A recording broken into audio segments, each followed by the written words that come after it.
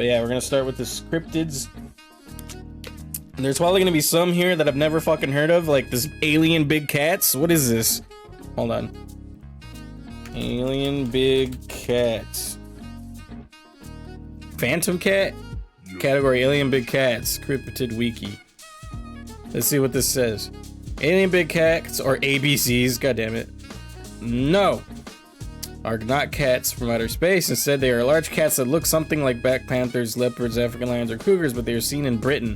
They are alien in the sense that they are not thought to be native to the area. Most sightings are confined to the wildest places, especially swamps. A number of more famous cases have received unique local names, such as the Beast of Bodmin Moor and Fiskerton Phantoms. This, hey, settle down. Those are yokai, okay? We're talking about the good old American. I don't know. It's just a tier list. I don't know. I can't make these. I suck at it because I have to label everything and it takes way too long. And these people are lazy. These are like one of the few ones that has labels.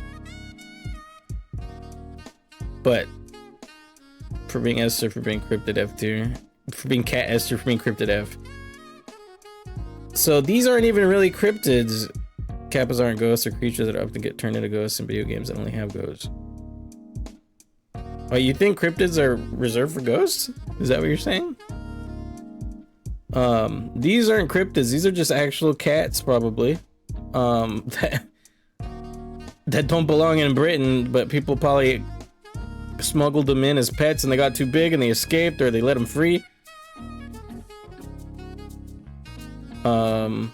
So I'm just gonna put it as D because this is just real life. The cat's just at the wrong place at the wrong time. Exactly, that's what it is.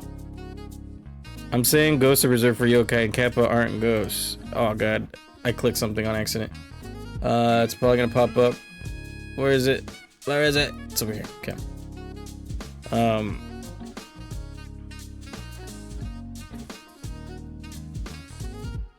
But yokai, what was, like, isn't Al Mirage?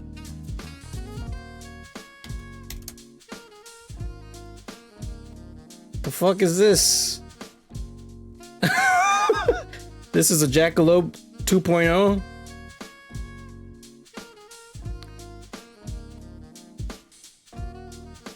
Nido King's inspired by this. Oh yeah, I mean I could see it now with Nido, with the Nido Reno, not the Nido Reno, the Nido Rans.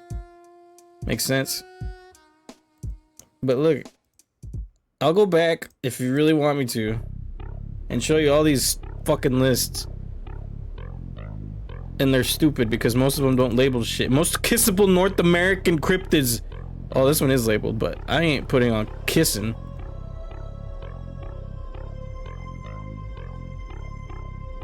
And Baragon. Cryptids ranked by believability. Look, there's only 28 in this one. And then they don't label their asses. They just believe it. It's stupid.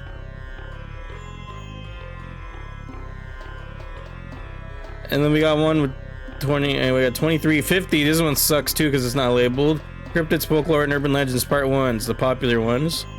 This one has 111, but again, oh, they are labeled. Well, some of them are. See, the top ones up here don't look like they're labeled to us. Some of them aren't.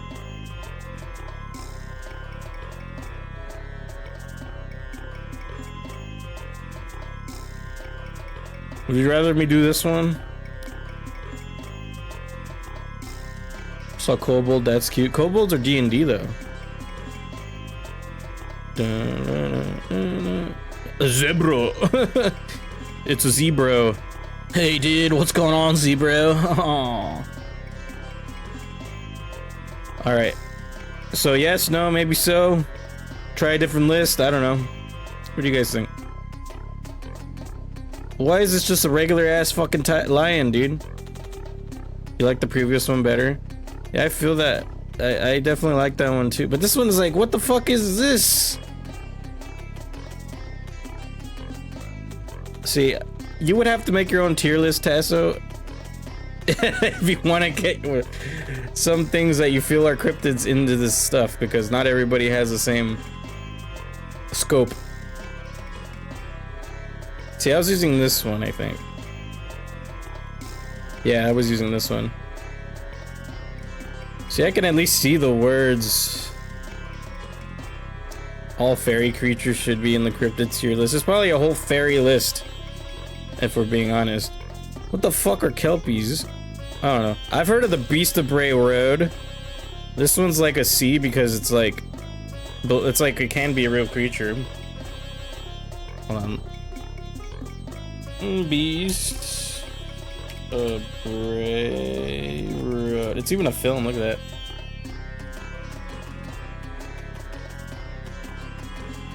The Beast of Bray Road is a series of purported sightings of a large wolf-like creature in and an Elkhorn, Walworth County, Wisconsin, particularly along the Bray Road. Reported for decades, dating back to the 30s, with the surge in the early 90s. The creature is generally described as a humanoid in stature, often between 6 to 7 feet tall, with a wolf-like head, fur, glowing eyes. It's a horse made of seaweed and persona as a horse-fish hybrid.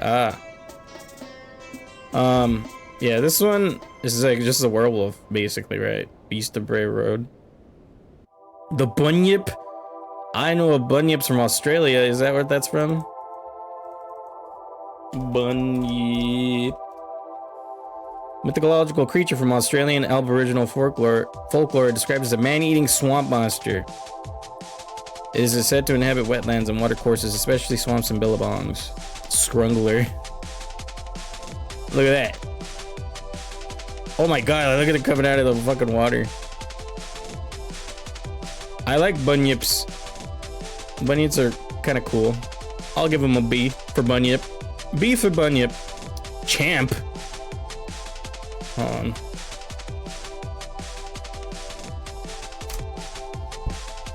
Champ. Let's see. Nessie, but for Europe? Isn't Nessie already in Europe? You mean America?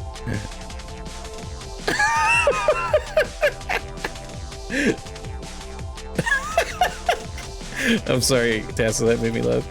Fucking Nessie's in the Loch Ness. The Loch Ness in Scotland. I sounded terrible doing a Scottish accent. So this is just diet bargain bin Loch Ness.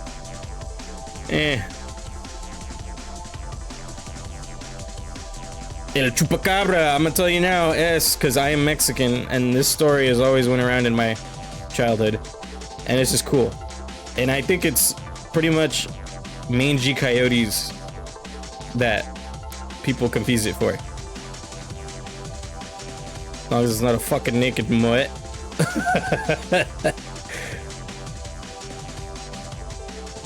I like the alien with the spikes on his back, and a big sucker. Ugh. What is a Doulahan?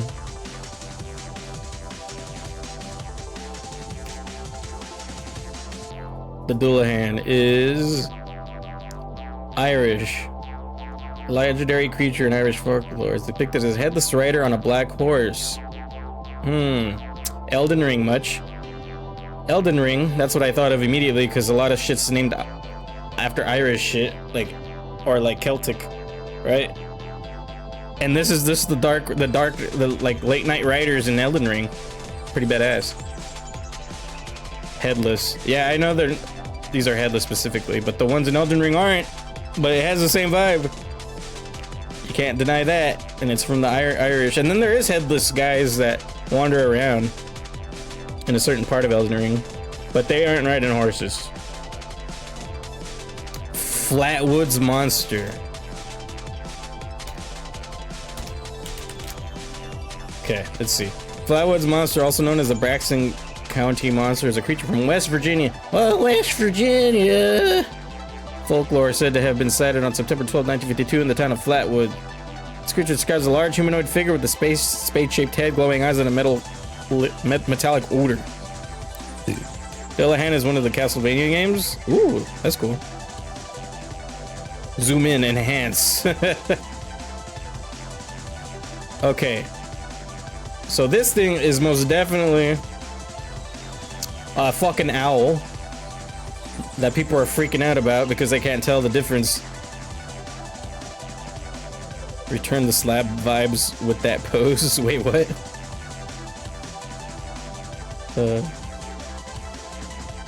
Anyway, this is just the owl. I already know.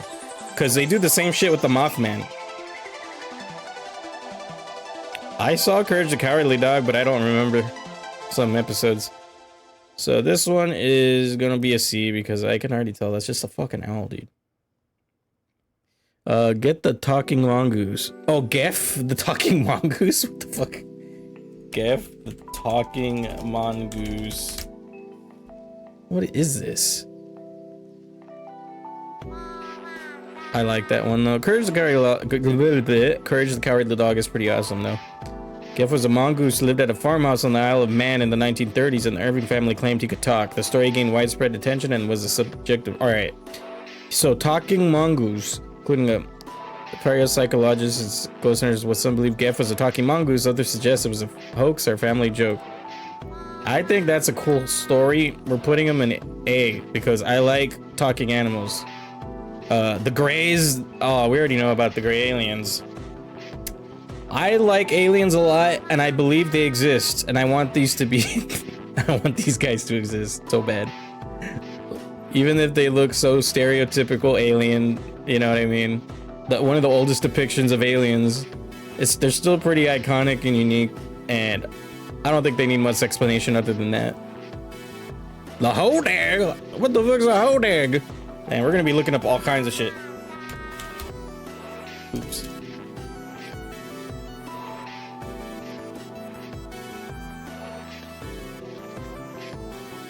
The gray men are iconic for sure. I see Frogman coming up, and that's wild. Imagine a 6-foot Frogman. I mean, this guy's kind of like that. In American folklore, the hodag is a fearsome critter resembling a large bullhorned carnivore with a row of thick, curved spines down the back. Oh, wow. No enhancing on this one. Images.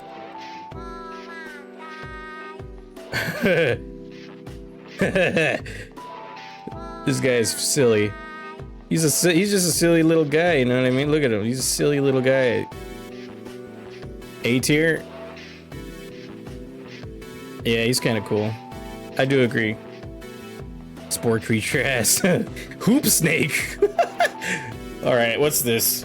Hoop snake. Just a snake that hoops around. All right. A hoop snake is a creature in folklore, not a real animal, with the myth that says it can grasp its tail in its mouth and roll like a hoop, traveling at high speeds. Hoop, there it is. Dude, that's amazing. I think that's a fucking S tier. It's so stupid. That's why it's S tier. Hopkinsville Goblin, that's just basically... what's the Pokemon? What's the name again? Sableye? That's Sableye, dude. Yeah.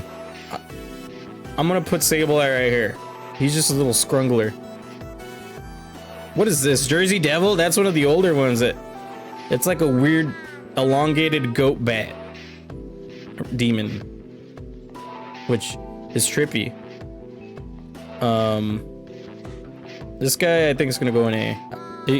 I've heard this guy's story a lot, so. The Capri. In Filipino folklore, the Capri is a mythical creature often depicted as a tall, hairy, and muscular giant, or a large ape-like being living in the trees. Ooh, they said ape-like? I mean, that's already close to A tier. They are typically described as dark-colored and are believed to have strong body odor. Oh no, stinky? Stinky? Uh-oh, stinky. Oh god, what the fuck? Just scrungle, just fucking... Not scrungle, grundle hanging out. He looks more humanoid. GGG no Kitaro anime series had some interesting creatures of yokai. Oh yeah? I don't think I've ever heard of that one. Problem is there's a million renamed Bigfoots. There is. This one doesn't quite look like a renamed Bigfoot. It's like kind of its own thing, because Bigfoot isn't known for being on the trees like this. I'm gonna just put it like right here. I thought the monkey, if it looked more monkey-like, it would have gone up probably. You know what? Actually, C tier. All right, kelpies. Kelpie can refer to either a mythical shape-shifting water creature in Scottish folklore or a breed of Australian working dog. Oh, there's also dogs. Let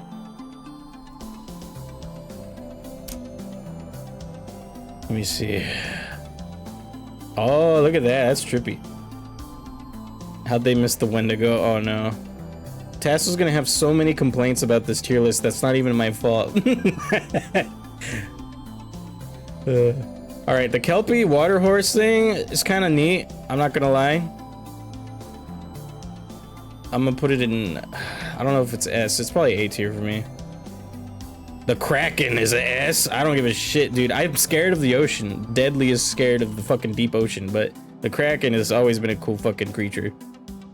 So I'm gonna leave it there. And it's also the name of one of the best rums. The Kraken rum, isn't it? Kobold. Kobolds are sick. I play as one in D&D. The Loveland Frogman.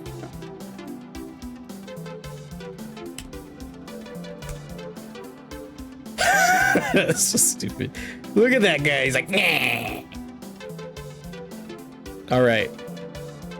So this guy right here. Let's see what it says. In Ohio, oh, of course it's Ohio, huh? The Loveland Frog is known as the Loveland Frog. Is a legendary humanoid frog described as standing roughly 4 feet tall. Okay, that's not that tall. The Loveland Frog gained renewed attention when the Loveland police officer reported to a colleague that he had seen an animal consistent with the descriptions of the frogman. All right.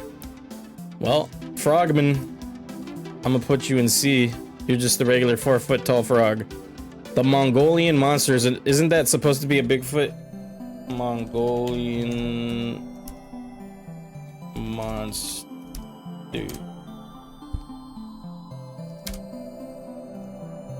Or is it Mongolon? Did I put is it Mongolon? Oh, it's Mongolon, not Mongolian. I need glasses. Mogolon monsters, legendary cryptid in Arizona, described as an ape-like creature similar to Bigfoot. Okay, that's just another Bigfoot. The Mogolon monster is gonna be, he's monkey, but he's not that cool. What's this? Mokele Mbembe. Mokele Mbembe. Oh, it's right there. Nice.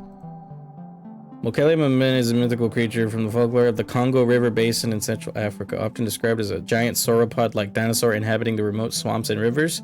Oh, it translates to the one who stops the flow of rivers. Let's see what we got. Oh, what the fuck? This thing got an elephant-ass fucking face, dude. Oh, yeah. That's all elephant. It's like an elephant lizard. Elephant dino? It's an elephant dino. That's what it reminds me of. Like, look at this one. I like this a lot. This is sick. S. S tier on that guy. Mongolian deathworm. That's really says Mongolian. Mongolian deathworm. My god. They made a movie about it, dude? Oh my god. Death rises from deep below. Wow, these things look disgusting. I hate it. The Mongolian deathworm is also known as a Olgi Korkoi, large intestine worm, is a legendary creature said to inhabit the Gobi Desert. You mean Gobi's Valley in Banjo-Kazooie? It's described as a bright red worm-like creature with sharp teeth and the ability to spit corrosive venom and electrocute victims. Despite various expeditions and searches, no definitive evidence of its existence has been found, leading many to consider it a cryptid or a creature of folklore. How tall? Up to 5 feet long? Goddamn. Yuki? Is that the equivalent? Did you ever have one of those mutant worm water guns? Never. Let me see.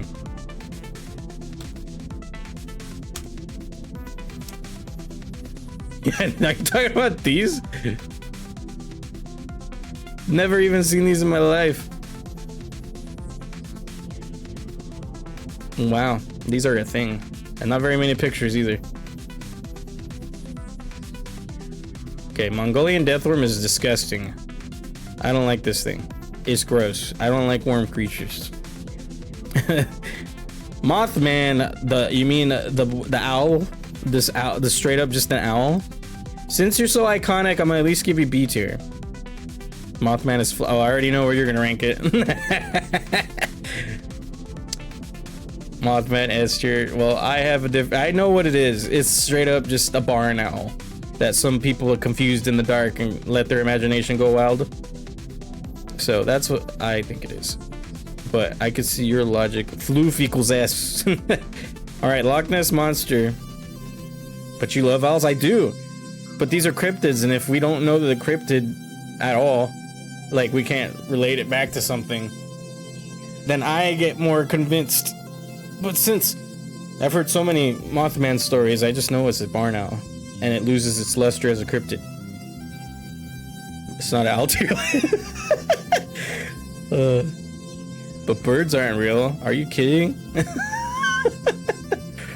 Loch Ness Monster. All right, Nessie is gonna go right here. I kind of like this one better. It's like an elephant slash dino slash fucking lizard. This one's just a regular ass plesiosaur. The Jersey Devil story is kind of interesting. It is. I really like the Jersey Devil story. It's even its own game. Did you know that? On PlayStation 1, the Jersey Devil game? I played that a little bit as a kid. Very little. It was so little.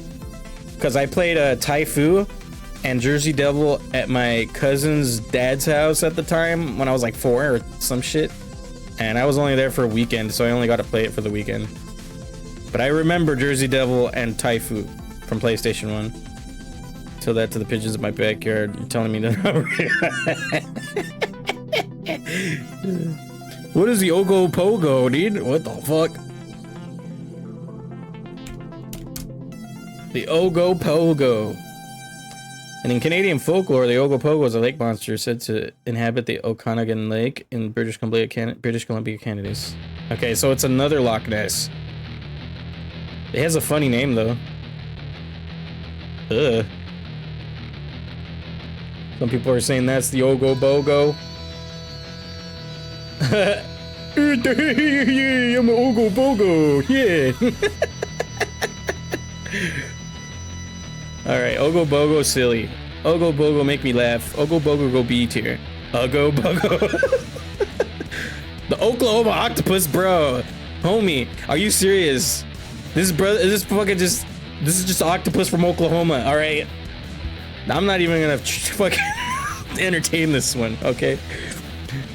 Several Loch Ness kind of cryptids. It makes sense. There is also for Bigfoot, so the two most popular types of cryptids. The orang,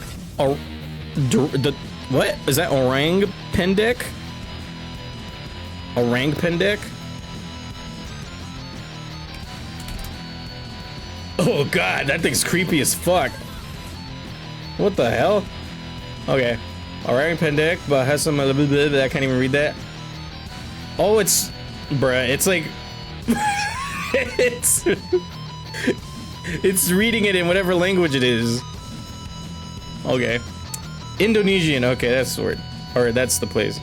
It's the most common name given to a creature said to inhabit remote mountainous forests in the island of Sumatra. Creatures allegedly been seen and documented for at least 100 years by forest tribes, local villagers, Dutch colonists, and Western scientists and travelers. Consensus among the witnesses is the animal is the ground-dwelling bipedal primate covered in short fur standing between 80 to 150 centimeters or 59 inches tall. Not that tall. Okay. It's just the Bigfoot orangutan. I love monkey, but because they have horns sometimes, at least the Yetis. I didn't know that. Philippines have some strange ones, but I don't remember the names. Phantom kangaroo? Oh my god, that's another fucking D tier. That's just a kangaroo. That's, you know what I mean? Sasquatch. Alright, monkey go top. That's just kangaroo. Yeah. I'm putting Sasquatch on the top just because they're the most famous cryptid out there, probably. And monkey. Shug monkey, dude. What?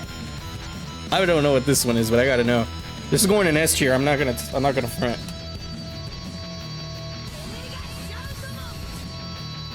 This is going in S tier right away. In the folklore of Cambridgeshire, the shug monkey is a creature that shares features of a dog and monkey, which reportedly haunted Slow Hill Lane. The creature believed to be a body of jet black shaggy sheepdog and the face of a monkey with staring eyes was believed to be supernatural ghost or demon. Oh wow. Alright. Look at how cute. This is a cute monkey. I don't give a shit what anybody says. That one is pretty creepy though. Yeah, shug monkey going up here, cause monkey dog. I don't know about all that. Skunk ape. Oh my god, they're just giving us monkeys now. I love it. Skunk ape. A duende is kind of popular. Duende mi duele. The skunk ape is a cryptid, a creature believed to inhabit the forests and swamplands of Florida, particularly in the Everglades. It's often described as a large, hairy, bipedal ape-like creature with foul odor, fitting to its name. While often compared to Bigfoot, skunk apes are generally described as smaller in stature and have 4 toes on their feet in distinction from Bigfoot's 5-toed footprints. Okay, that's just a stinky monkey. Oh no, I accidentally went to the wrong shit over here. Hold on.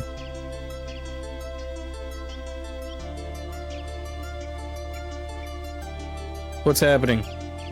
What happened? Why is it not loading?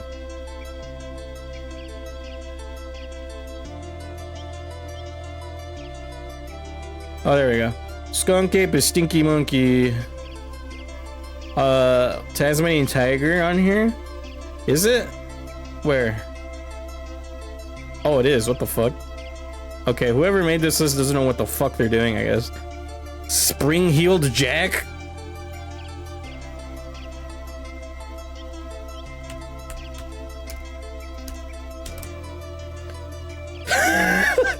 Yeah.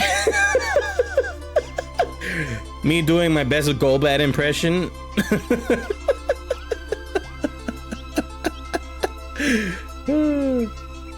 What is this shit? Spring-heeled jack is an entity in English folklore in the Victorian area. The first claimed sighting of spring-heeled jack was 1837. Later sightings reported all over the United Kingdom, as especially prevalent in suburban London and the Midlands, Scotland. There are many theories about the nature and identity of spring-heeled jack. This urban legend was very popular in its time due to the tales of the bizarre appearance and ability to make extraordinary leaps, to the point that he became the topic of several works of fiction. Oh. Okay, that's kind of cool. He's like a villain in Marvel and DC or some shit. They have Will-O-Wisp, but not a fairy. Don't. I feel like you're airing your grievances out to me, like it's my fucking list. Every time. Okay, spring-heeled jack is kind of interesting. Stellar sea ape, sea monkeys, dude.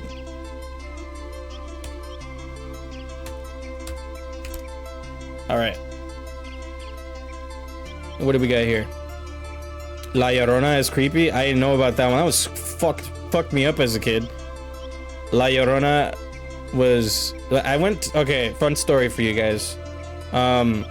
So I went sort of camping at a local park when I was 15, I think. 15 years old. I was working at the community center as like a youth leader, I guess you could say, for a bunch of kids. And we went camping at a nearby park overnight because the city allowed it for, I don't know, they never do this anymore, trust me, but when I was a kid, we could just go to the parks and camp out there at night because it was so much more safe back then. But anyway, I was like 15 at the time, and we stayed by the river by this park, and oh my god, the amount of fucking kids losing their mind over Light, I don't know, and the stories the other leaders were telling, it's fucking scary. And I would just be awake all night, all the way till like 5 a.m. staring out into the fucking tree line and the river, because I live right by a river and it's a big river. So yeah, it was just really crazy back then. Anyway, stellar sea ape is a what? Purported marine mammal. What does that fucking mean? German zoologist George Stellar. Okay, Shumanaz, Alaska. Shut up! I'm getting talked over by Mimi and Palamon. I'm like trying to talk and it's like. I'll just wait for them to shut up. My brain cannot handle that right now. Okay, there we go. Elongated but robust body, thick fur coat, no limbs, and tail fins much like a shark. Okay.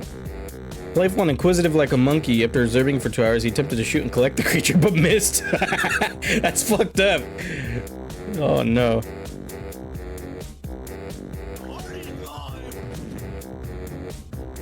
Alright.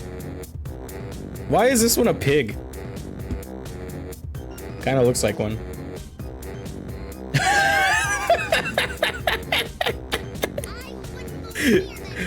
New Discord profile picture coming soon. That's just a funny picture. What the fuck is this? The fuck is this? Dog paddled like crazy, turned around, smiled at us, says like, "You'll never catch me," and then disappeared. Anyway, this guy's cool. What a time to join it. Yo, what's up, Frozen? Welcome on in, dude. The tea kettler, what the fuck? That's a cat that smokes weed, dude. What are you talking about? Hold on. Tea kettler. What the fuck is this? Oh my god, look at this cutie. I love him. I want to put him in S tier right away. Oh my god. What is this? What are these? Schnauzers that stink? I am so confused. How's it going, Trues? It's going alright. How you doing? That is cursed. The tea kettler is a creature of origin of the lumberjack culture, specifically the lumber camps of Minnesota and Wisconsin. It is part of a group of related entities collectively known as the fearsome critters. It is said to resemble a small stubby-legged dog with ears of a cat. Its name comes from the sound it makes, which is akin to that of a boiling tea kettle. Okay. I like it. He's going S. Boom. Alright, the Snallygaster? What is that name? Let me guess. It's an American one. Or a British one. It's gotta be either or. Alright. The Snallygaster, an American folklore, of course. The rake? Wait, a rake? And the Snallygaster is a bird reptile chimera originating in the superstitions of early German immigrants, later combined with the sensations of the newspaper reports of a monster. Early sightings associate the Snallygaster with Frederick County, Maryland, especially the South Mountains, Braddock. Okay. Alright. Let's look at the pictures. Ugh. Ugh. That is pretty ghastly. I have rake, 3 of them in total. Well, for the most part, just hanging out now. Hey, I'm glad you're doing good though. Hell yeah. Ugh. Sorry. I just ate. The boips are coming. Alright, this thing is crazy. I wouldn't want to run into it, but I'm gonna put it in B. Okay, the Squank. These names are killing me. I gotta name some of my Digimon this. Come here, Squank. Or is it a Squonk? Is a Squonk, dude, even better? The sad life of a Squonk.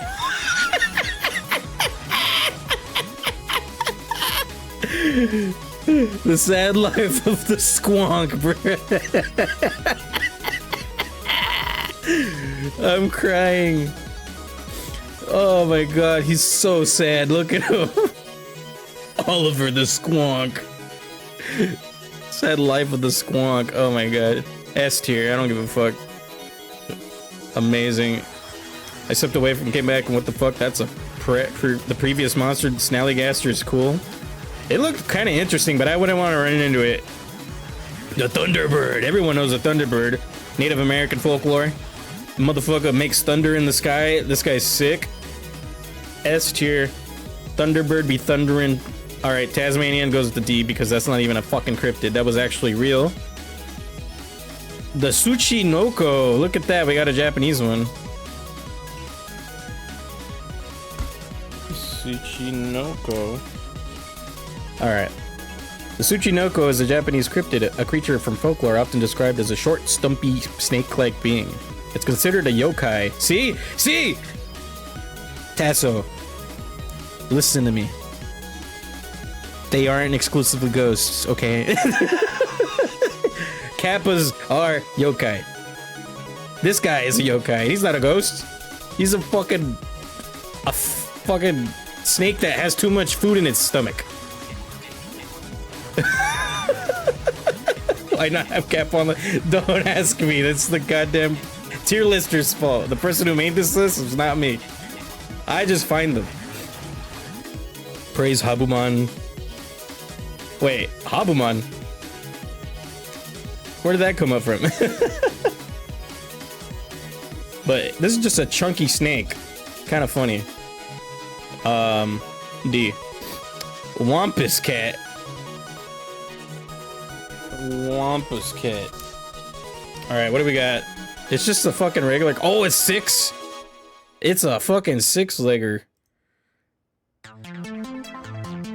My god. Okay, a cat-like creature in American folklore that is varies widely in appearance, ranging from frightful to comical. Frightful to comical? Oh. What are the comical depictions? I want to see the comical ones. Alright, this one's definitely looks pretty scary. It's like...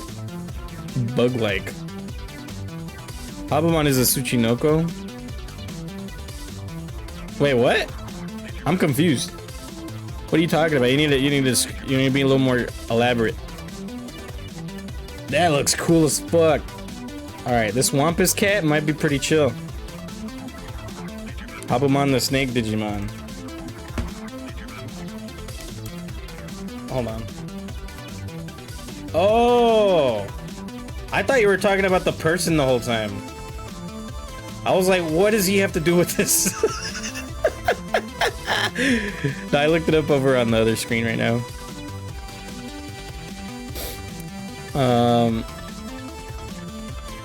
I forgot he made his own Digimon.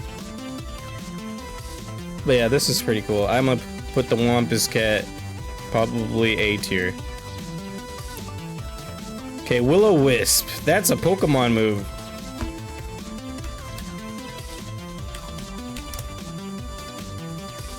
Will-O-the-Wisp. Folklore Will-O-Wisp. Will-O-Wisp.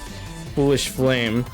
Atmospheric ghost light seen by travelers at night, especially over bogs, swamps, marshes. The phenomenon is known as the United Kingdom by the variety of names, including Jack-O-Lantern, Friar's Lantern, Hinky Punk. Mislead or guide travelers by resembling a flickering lamp or lantern. Equivalence. Oh, so it misleads you. Alright, we're gonna put that in the B tier. The Yeti. Alright. We're gonna go S tier for Yeti because both Sasquatch and Yeti are top of the top for the monkeys. Frozen monkey versus regular monkey. You know what I mean? So we got him in the S. Good old Yeti. The Yule Cat. Let's check that one out. Yule Cat. Yule Cat, Icelandic. It's also known as the I can't say that, I'm sorry. Is a huge and vicious cat from Icelandic Christmas folklore. Said to lurk in the snowy countryside during the Christmas season and eat people who do not receive new clothing before Christmas Eve. Wait, so if you were a bad child and you didn't receive shit, this motherfucker will come eat you? Bruh, that's the worst kind of punishment. Your parents forgot about you this year? You're getting eaten by the Yule Cat. Oh man. Got too much Krampus on the mind. The Krampus cat? Yeah, pretty much. Alright. You mean Krampus? Get it? Puss? Krampus. Alright, this guy's a dickhead. GC tier. The Yule Lads? Oh, dude, this is gonna be funny, huh? Let's see what the Yule Lads are. Are they fucking awesome? Are they in a fucking fraternity, dude? They're frat boys? The Icelandic Yule Lads. Sorry. depicts mountain-dwelling characters and monsters who come to town during Christmas. The story is directed at children and used to scare them into good behavior. So another Christmas time. The old lads are the sons of Gorilla and Laplible. They're a group of 13 mischievous pranksters who steal from and harass the population, and all have descriptive names that convey their favorite way of harassing. Oh, well then what are their names? I gotta know. Yule lads. Oh, they're the Yule lads. English Sheepcoat Claude harasses sheep but is impaired by his stiff peg legs. Gully Gawk hides in gullies waiting for the opportunity to sneak into the cowshed and steal milk. Okay. Stubby, abnormally short, steals pans for the food baked to the bottoms and brims. Okay. Spoon licker steals wooden spoons being used for cooking, extremely thin for malnutrition. Pot scraper steals pots to scrape out the leftovers. Bowl licker hides under beds awaiting the wooden food bowl spice. These guys are just fucking inconveniences. So they're just IRL nuisance Twitch streamers that only appear during Christmas. Gotcha. Oh no. Yeah, these guys are dickheads. I thought they were gonna be chill, but they're kind of assholes. All right. Have you heard of the false Hydra? I don't think so. Hold on. Oops. False Hydra. Ugh. Oh, is that a D&D creature?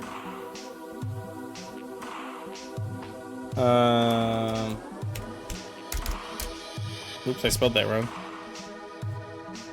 The false Hydra is not a real scientifically recognized cryptid. It's a popular homebrew monster created for D&D. That's why. Technically, it's just a creature in a board game, I guess. Dead Hand from Zelda. Dead Hand Zelda. I don't remember this. Oh, this gross ass thing? Oh god. False Hydra lore. Let's see what the hell it says about that.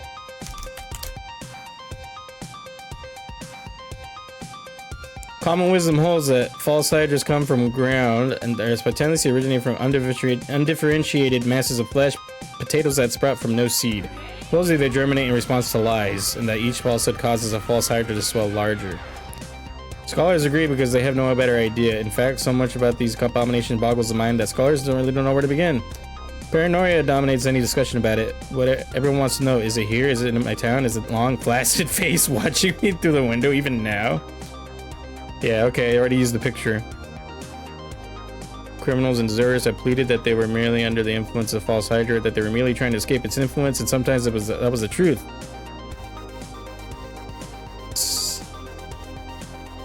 They're just using purely Zelda.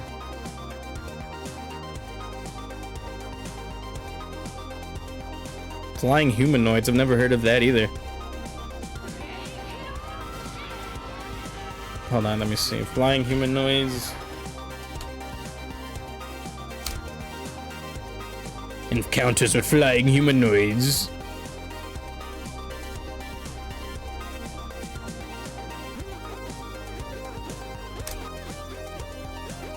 Flying humanoids, also known as avian humanoids or winged cryptids, are creatures reported to have human-like features and wings and often associated with folklore cryptozoology. Oh, Jeepers Creepers is one of them shits. Favorite Canadian cryptid has got to be the dwarf freshwater seal and the Ogopogo. We just ranked the Ogopogo. It's a great site to poke around for cryptids around the world. Oh yeah?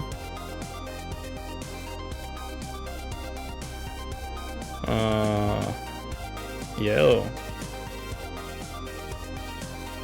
Oh, you can just like look at everything, huh? Damn. This could be an entirely different stream in itself, to be honest.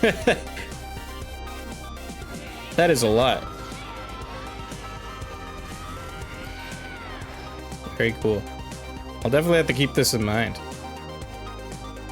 But yeah, this is the tier list we were working on earlier. So the Ogopogo, where did I put it? I don't remember where I put it. Right here. B tier. The Bruja is problem low tier. The Bruja means witch in Spanish. Thunderbird was always boring to me. Ugh. But what about Zapdos? Zapdos is chill. Oh, by the way, guys, there is an ad break playing right now. I'm sorry. I forgot to mention that. That was gonna happen. I got distracted.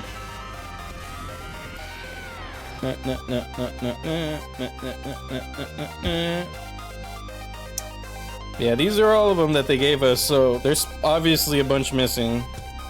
Where do I place Fairy in this? I'd say probably... Let me think. I've never been too keen on fairies to begin with, so I'd probably be like a B tier for them. A lot of the fairies I dealt with in games like piss me off. Kappa would be an S tier. Kappa's definitely S tier. I like the turtle weirdos. Maybe if I look up a Japanese one, hold on, let's see.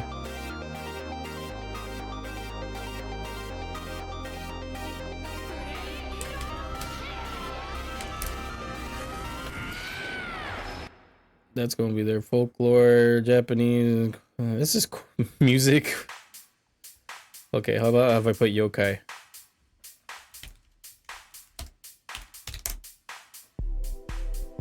Yokai Watch. Japanese Yokai. Is this the one? Probably. Wait, don't Google Kappa. Oh, you're fine. All right, well, here we go. These are some Japanese folklore ones.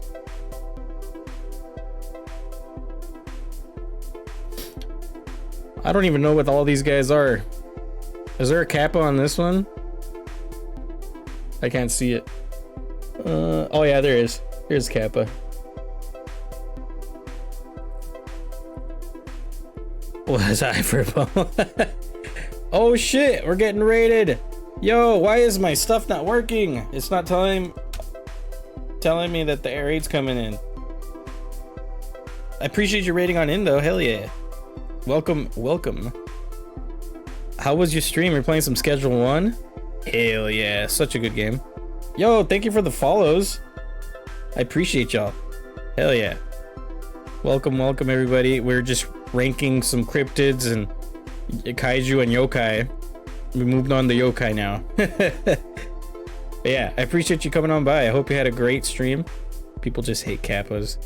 I don't know, I think they're cap. It's all cap. I don't know why hold on, let me look at my Streamlabs real quick because I need to see why it is not activating. It's pissing me off.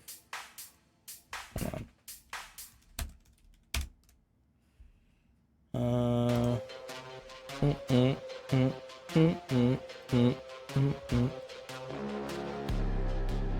Okay, I've logged into it. All right. Alert box.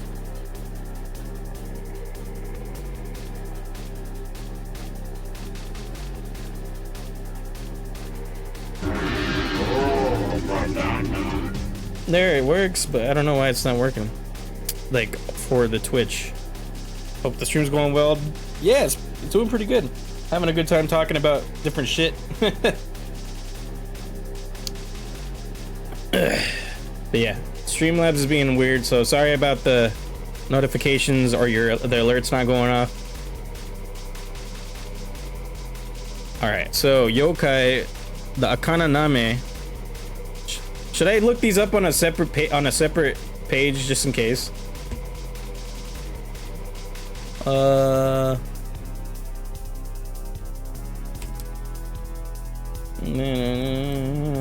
Okay, this one's fine to show here. Hold on.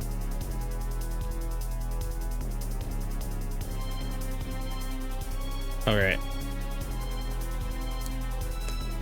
The Akananame filth liquor, scum liquor, ugh. Depicted in Toriyama Seiken's 1776 Agazuki Yagyo. Okay, the beings presumably lick the filth and scum that collect in bathtubs and bathrooms. These guys are Unhinged. Ugh. I don't know if I like these guys. Get that out of here. D tier. Akateko.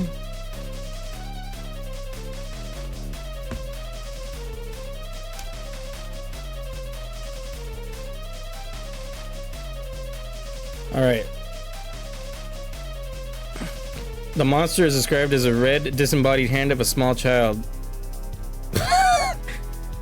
Descending from a Japanese honey locust tree, it is accompanied by a specter of a young woman around the age of 17 or 18 at the base of the tree whose beauty lulls unsuspecting passerbys into a trance or fever state. What the fuck? Hold on. This sounds like it could be a bad one with images. Okay, it's not. I'm just making sure. So this is it right here. The hand. And then it's accompanied by a lady. Too many humanoid yokai, which is kind of boring. Damn.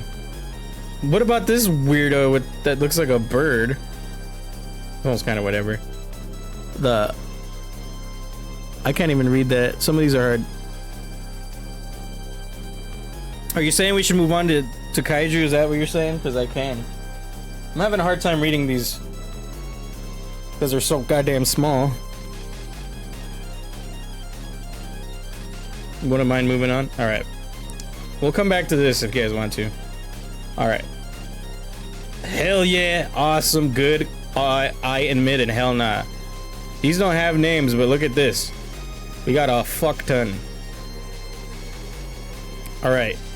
1954 Godzilla, I think, right? Is that when the year he came out? The one that started it all. I don't know. What do you guys think? Do I put him in hell yeah because he started the Godzilla series? Or do I put him lower? Oh, stretching. It's wild that they came up with that way back then. I mean, it's kind of interesting because it was because of the fact they got nuclear bombed, and this is what they kind of made symbolism of it. He's cool, but a little derpy to me. Yeah, he is a little derpy. Both of them are. We'll put him in awesome because he was the first, and then this one is probably like good. His face looks so stupid though. All right, Anguirus. Fuck. Hell yeah. The boy. We got to put him right here, S tier, because he's the goodest boy. That's all I gotta say. Is that Rodan? And then there's one over here too. Rodan is lame, biased. Anguirus is the best Digimon. Okay, so I'm not sure if this is actually, because there's one over here, or is there just two different ones? I don't know. Rodan's alright to me. I've never been too big of a fan of him. He doesn't beam, he just makes gusts, I think. In the video game, I think he did a beam, but I'm not sure about the other things. Might be each movie appearance, it might be. That's Mothra, right? And then, no, that's not Mothra. This is Mothra, and that's the Digimon version for the 70th anniversary. Wait, for what? For Anguirus? Or Rodan? I don't remember what this one is, but I'm gonna put hell nah because it's a creepy ass looking bug. Larval form of Mothra is mid, but hell yeah tier for Mothra. They definitely do a glow up, big glow up.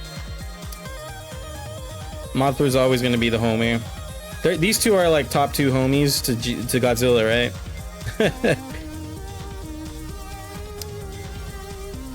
They made like a Godzilla Metal Greymon and some other ones. Yeah, I noticed that.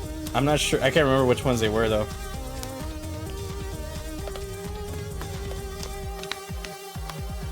Ugh.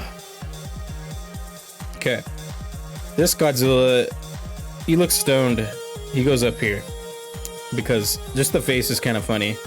I don't know what Godzilla movie this one's from, but he's cool. Mugenjimon, War Greymon, and Skull Greymon. Yeah. Okay, King Kong. This version of King Kong, I'm gonna put right here. That face, yeah. Those are the ones, yeah. Those are pretty cool. Yeah, this King Kong goes here. The prehensile tail. Oh my god, Tessa. You're so Diddy Kong coded right now, huh? This Godzilla is S. This is when Godzilla started really looking good to me. He kind of had a little bit of a doggy face to him. Baragon is my favorite even if he's never won a fight. Tasso really likes Baragon too. Another Mothra. Cool. The fuck is this? Another larva breaking out of eggs. I'm gonna put them there. Alright, this Godzilla, bam. A little different looking. I don't know why, other than just the pose is kind of meh. I don't think there'll be very many Godzillas that go below good, to be honest, if any. Another Rodan. King Ghidorah. Yes. You know what? He's up here. Above everybody. Even though he's not my absolute favorite, he's like in my top 3.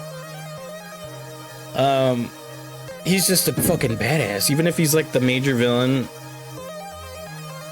The king. Yeah, he's just definitely the king. Like, as much as I love Godzilla, King Ghidorah is a really great villain. Villain Kaiju. And then this guy right here. This Godzilla is doing a pose on him. Put him right here at A. You're kind of silly, dude. I like that. Another Rodan? Get the fuck out of here. Who's this? Do you guys know who this is? Another Rodan. Go over here. Sorry, Rodan just getting thrown in mid the entire time.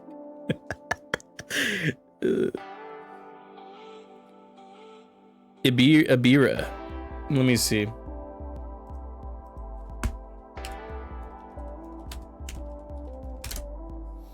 It is. Oh my god, you have to verify I'm human because I'm not a kaiju? Is that what you're doing? Wikizilla? Yeah, that's definitely Ibira. Fucking lobster. Or shrimp. Ibidramon is based on him? Probably. Okay. Giant shrimp lobster. Alright. Put him right there. This Godzilla? Kind of silly. Looks like they bonked him on the back of the head and he's like a little silly now in the head. Is this baby Godzilla? I know this one is, but is this one too? Burn those two with fire.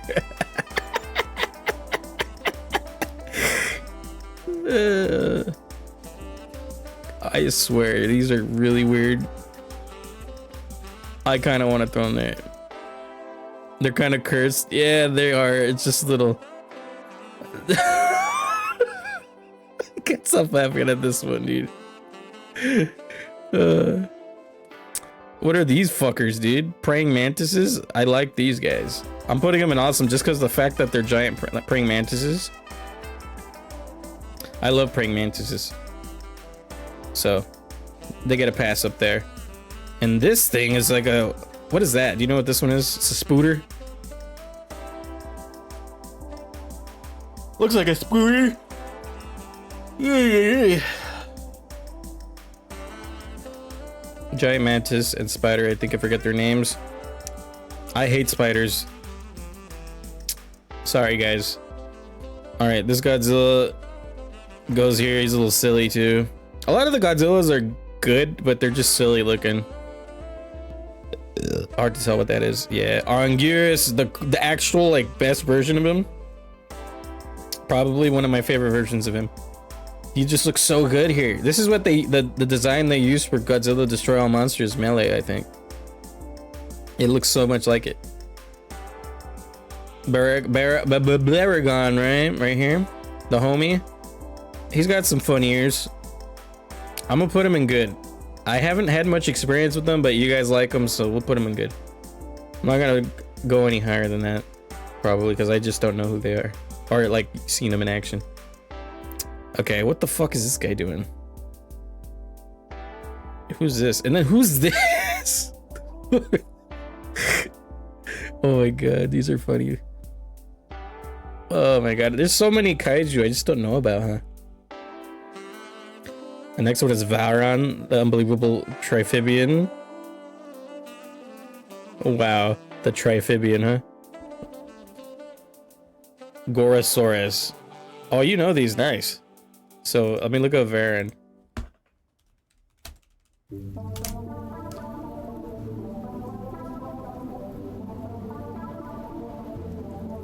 Varan was a huge prehistoric reptile, lived underneath the lake in the Japanese mountain village. Him as a Baradagi mountain god. He eventually emerged from the lake, destroying the village and making his way to Tokyo, where he finally defeated the... Okay. Straw monsters 10 years later. Okay, so... I'm gonna put... He looks kind of cool. Probably good. After Gorosaurus too, okay. Gorosaurus.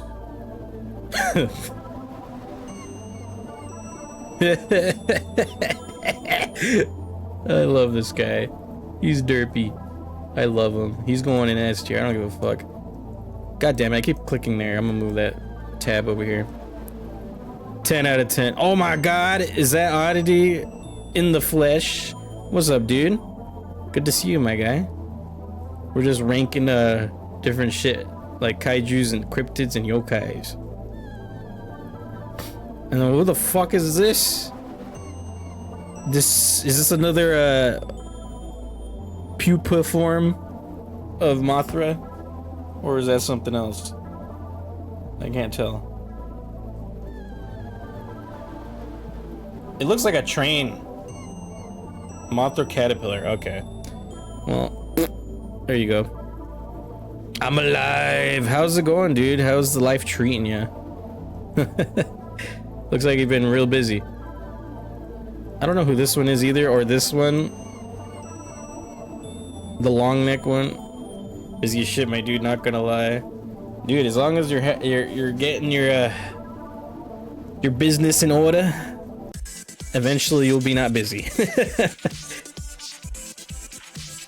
Manda? Let me see.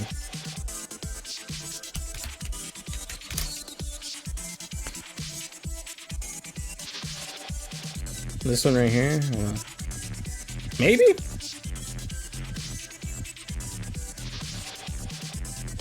Let's check the images. Yes, sir. Hell yeah, dude. Glad you're getting that business taken care of, my guy. He bullies Minya for the green guy. As long as you get your shit in order, you'll not be busy, true. Okay. Sea Serpent. Awesome. This guy is... What'd you say again? Gabara?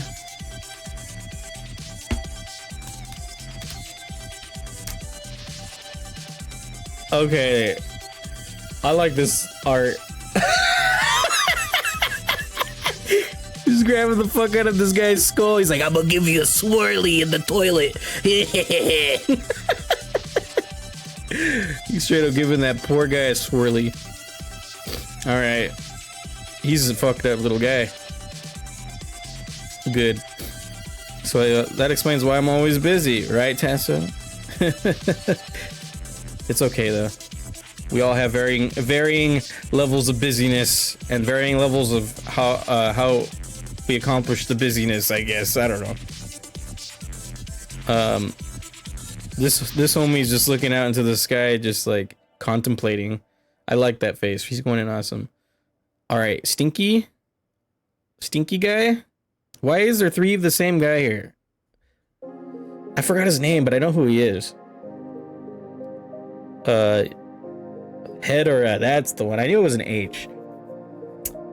He's just like a bunch of pollution and looks like a Raramon. Hedorah, but different forms of flying, right? That's the flying one for sure. Nice to see Raramon on the list. All right, I really like this guy just because Digimon, but also pretty unique. You know what I mean? It's not just giant lizard, giant bug, giant something. It's just a bunch of fucking pollution, you know? All right, we know where Gigan's going. Gigan, the homie. Look at this guy. He is so cool. Better than King Ghidorah in my opinion. He has that saw blade ass fucking stomach, the laser eye. Oh man. But one of the few things me and Tasso agree upon. And then Megalum, blah, blah, blah. What is it again? Green Gigan, new Gigan. I need to see new Gigan still. I haven't seen it. We'll probably see it at the end of the list here when we get to these like newer monster movies. Megalon. The fucking noise he makes in the fucking video games.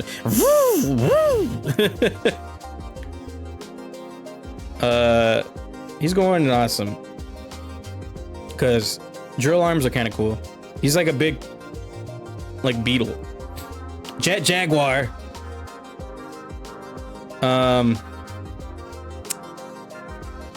Boop. Good. Ultraman ripoff. Non-copyright infringing Ultraman. Oh my god. Yeah. Jet Jaguar goes right here and good. They're alright. This Godzilla is also kind of iconic, but I wouldn't say all the way iconic like this one. This one's really good. Mecha Godzilla. What can we say about the boy other than he belongs in S tier? Robo Godzilla? Anything mech? Pretty fucking sick. Why the third one in the row on Hell Nah? The homie should be at least an awesome. This guy? Oh my god, of course, Sadity. He looks like he's freaking out over beans on toast like you do, bro. Oi, bruv, it's just beans on toast. You understand? The face you make when there's no beans on toast at the function.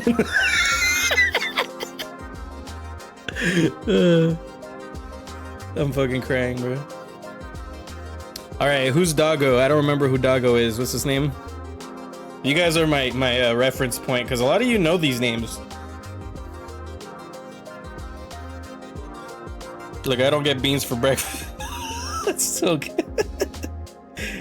King Caesar, he was Unleashed. He looks kind of gross. What me? I mean, no beans on toast. Scream. Okay, so I don't like, but not quite enough to go hell nah. Who's this weirdo? Scoliosis ass neck.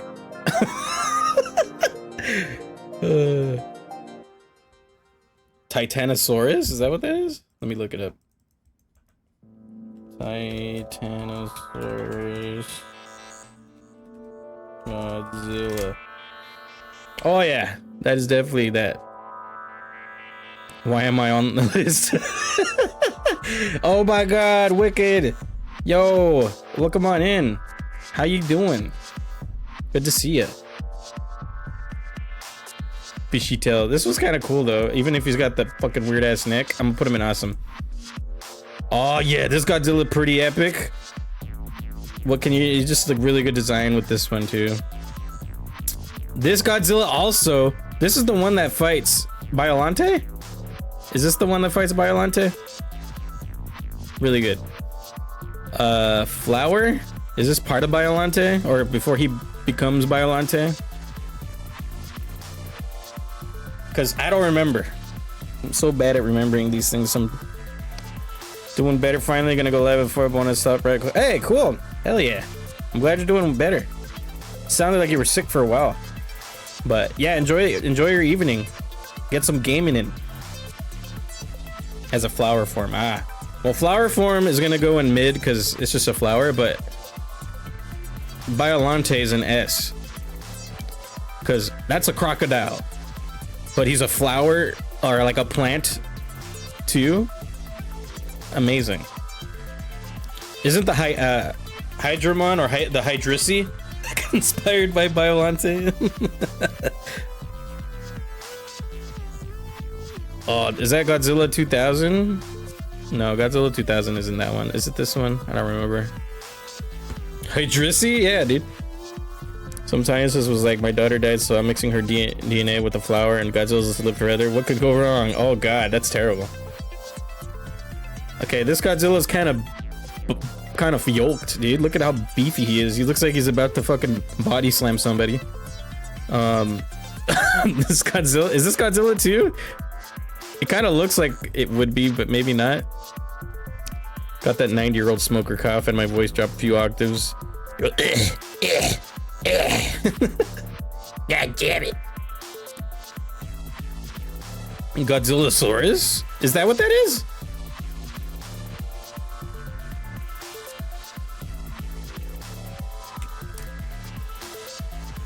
Godzillasaurus. Yeah, you're right. Wow. 1944, Japanese-American garrisons battling on Lagos Island during the Pacific War encountered a Godzillasaurus, which proceeded to attack and repel the American force in order to defend its territory. All right, this is kind of neat, but we'll just put it in good. What is this? Dorat? The aliens that become King Ghidorah? That's what that is? S tier, don't fight it.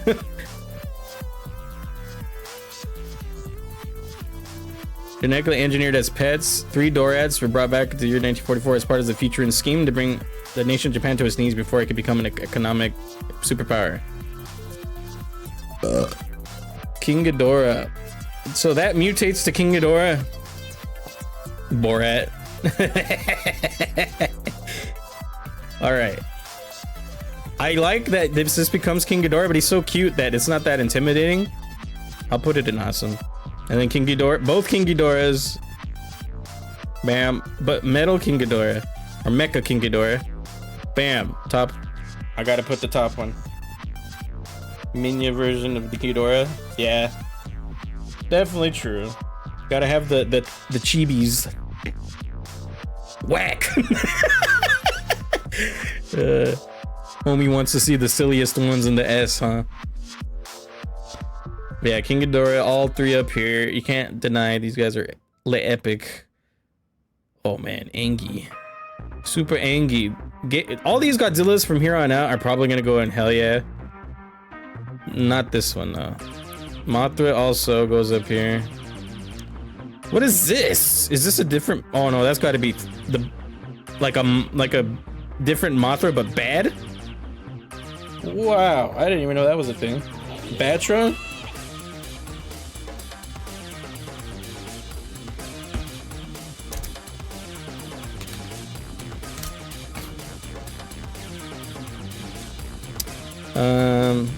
The Dark Divine Moth Kaiju, who first appeared in 1992 Toho Godzilla film Godzilla vs. Mothra. Dark counterpart to Mothra. Oh yeah. Batra. Okay. I like it. Not gonna lie, at least the larval form is way better than Mothra's. But I'll leave him an awesome. Yummy Mothra. Another cool ass Godzilla. And another weirdo over here. Is this another baby Godzilla? Alright, Rodan. Boom. Boom. Every time I see Rodan, it goes right to mid. It's so funny. That's baby Godzilla. Okay, this baby Godzilla is definitely not as crazy looking as these guys, so. And then we got the 2 mechas again. Is this the second version of it? Both of these? I'll put them in here though, because they're both pretty badass. Another Godzilla. Baby, go here. So I'm doing some of these fast. All right, this guy I know is not Mecha Godzilla. He's something different. What's his name again? He's like bug, or like a more like a mole. I don't know. Mecha beans on toast. Mogura.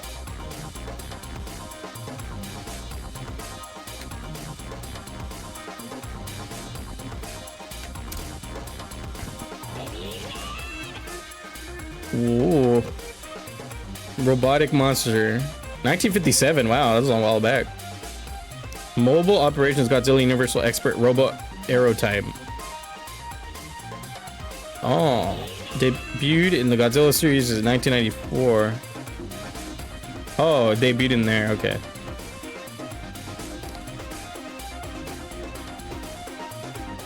Space and burning are so badass. Wasn't Mecha 3 or Mecha Godzilla made with oxygen destroyed Godzilla's bones? What could go wrong? There's always some bullshit they try to do. I'll put this guy in awesome. Space Godzilla. Way up here, dude. Space Godzilla is so good. Burning Godzilla, also pretty fucking epic. Both of them. Look. This one is gonna go in awesome, but is this the Destroyer? All of Destroyer is really good.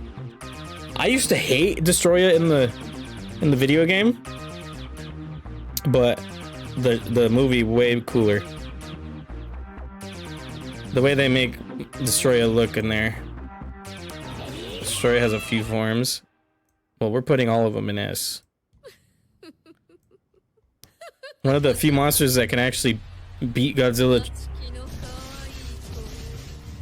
Oh god. Cooler than a xenomorph, don't at me. Okay, so Zilla and the baby Zillas. This is gonna be contentious. I used to love this movie as a kid. But if you asked me as a kid, I would have been like, awesome. But now he's mid. Definitely very mid. The babies are just like velociraptors. I wanted Zilla to be on Unleashed. Didn't they like bring him back in something just to kill him off forever?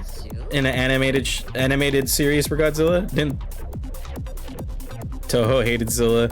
Yeah. Final Wars. Is that the one I was mentioning?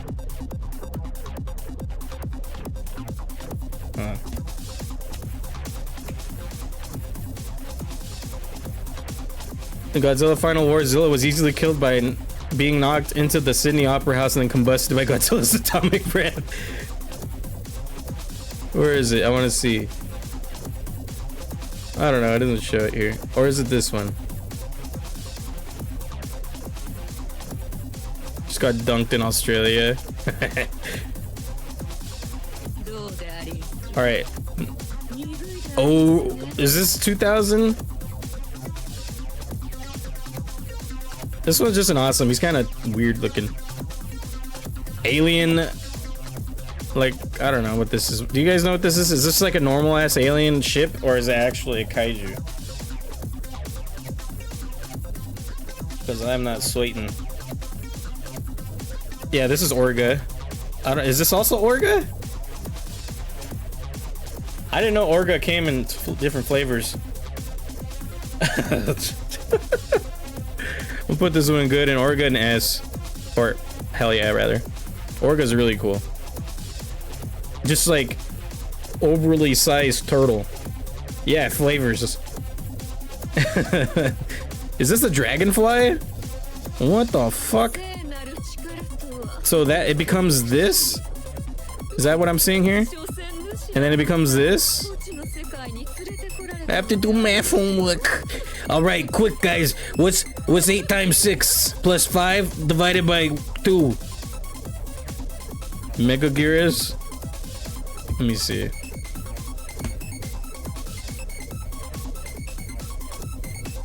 It is. That's pretty neat. Mega and Mega Nulu Kaiju first appeared in the 2000 Toho Godzilla film. Godzilla vs. Mega Gears. Nice, I like that. This dragonfly sorta answers his numbers. I'm gonna just put this regular one here.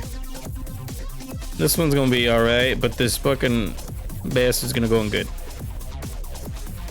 It was an interesting foe for Big G. Yeah, it's kind of cool looking, but sometimes bugs give me the queeps.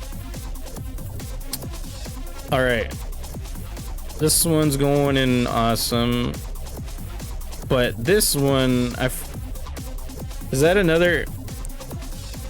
No, it can't be Destroyer. That doesn't look nothing like Ghostilla. Is that another Baragon? Baragon 2? Interesting. You don't look very much like him. Boop. Or no, rather, boop. He also dies. Poor guy. Alright, another fucking moth. Why do they keep adding the moth forms? It's annoying. Putting that in S. Another King Ghidorah. Hell yeah.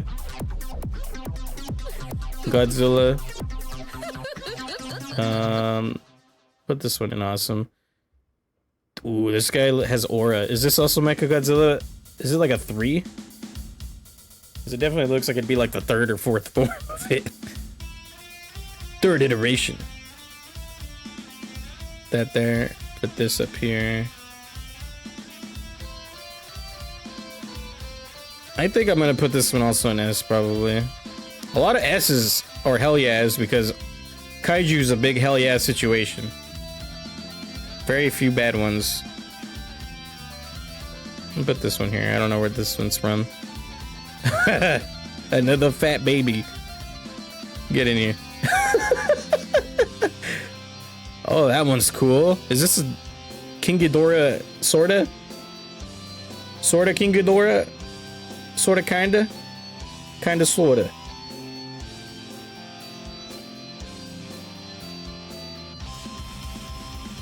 I don't know what that one is. Manda again? Let's look again. Oh yeah, look at that. It's like, okay, perfect. That makes me want to put it here. Another shrimpy. Where did I put it the first time? Right here. Alright, is this another Hedorah? That kind of looks like one. Shrimp! I want some butter garlic shrimp now. Buttery garlic shrimp!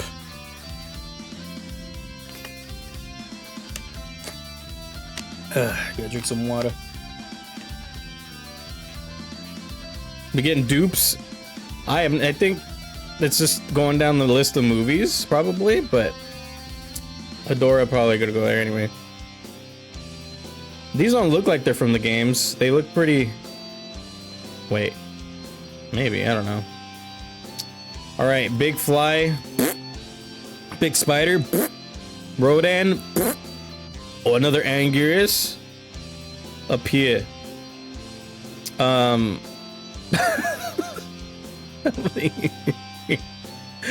I know this is the dog guy from earlier, but fuck that. That's so crazy. King Caesar with the bra. What is this?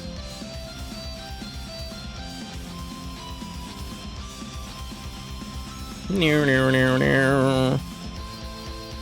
gonna put the Gigans up here though for sure.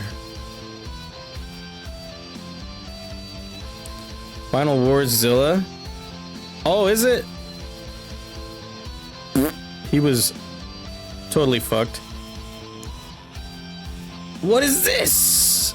Oh my god, I keep saying what is this for every one of them. I'm sorry, I feel like I'm a terrible kaiju enjoyer. But I love these things. It's just that I'm so bad at like remembering. Cause I had a big phase of my life when I was way young. I was like 10 to 12 years old where I was just watching nothing but different Godzilla movies on satellite dish. You guys remember that shit? Oh man, that brought back memories. But there was like a whole like channel dedicated to like Godzilla. Monster X, he basically spits up into Kaiser Ghidorah, the dude that's after. Oh, well, thank you for letting me know. Let's see. Monster X Godzilla. We're getting old, dude, right? Oh, this is sick. What the fuck? All right. I love it. There's even a fucking figure of him. Oh. For me, it was when I was really young because my grandpa liked kaiju movies, so we played and watched Godzilla content together. It was one of the only games my grandpa would play. It's awesome. What a good memory. Yeah, this reminds me of Kaiju number 8 or 9 or whatever the fuck the anime is called. I love this already. I wish I had known about him sooner. All right. Is that another Mecha King Ghidorah? Because holy fuck, I've never seen this one. Four-legged King Ghidorah, the Monster X. Is that another Monster X one? It was actually an inspiration for Kaiju number 8. I knew it! The way it looked was so fucking on point. That's awesome. I love that. But yeah, I'm putting that one right here. All right, here we go. We got some Shin Godzilla and we got all the new American shit. So that one is Kaiser Ghidorah, so basically the evolved form of Monster X. Ah, that's cool. I like that. I need to watch that. Definitely gonna need to get back into some kaiju watching sessions. Fuck. I wanted... If I could figure out a way to find it online, I would totally do a watch party of just kaiju movies. That sounds like a really fun time. Oh no, this totally welcome. Seriously, I welcome it. Don't worry about it. I really appreciate everyone's input. Okay, so I've never seen a single of these Godzilla movies either. The new ones, I want to, but I just haven't yet. Okay, thick boy Godzilla is the thickest of thick. I'm gonna put him in good. He's just real thick. Kaiser's four-legged. Ooh. I used to be a kaiju aficionado. Well, we gotta get all three familiarized together. Alright. These kaiju I remember... Actually, I did watch the first Godzilla movie. I just didn't watch the rest. These guys, I remember Godzilla fucking annihilating them by blowing the fucking atomic breath into their mouth. Just cracking open their jaw and just... I was like, oh my god. That's sick. But these guys were kind of weird. They like remind me of like cockroaches. Like ginormo cockroaches. You know what I mean? Like those cockroaches with wings. He's not on the list, but look, Des Ghidorah, if you want the coolest looking variant of the classic baddie. Des Ghidorah? Let's see.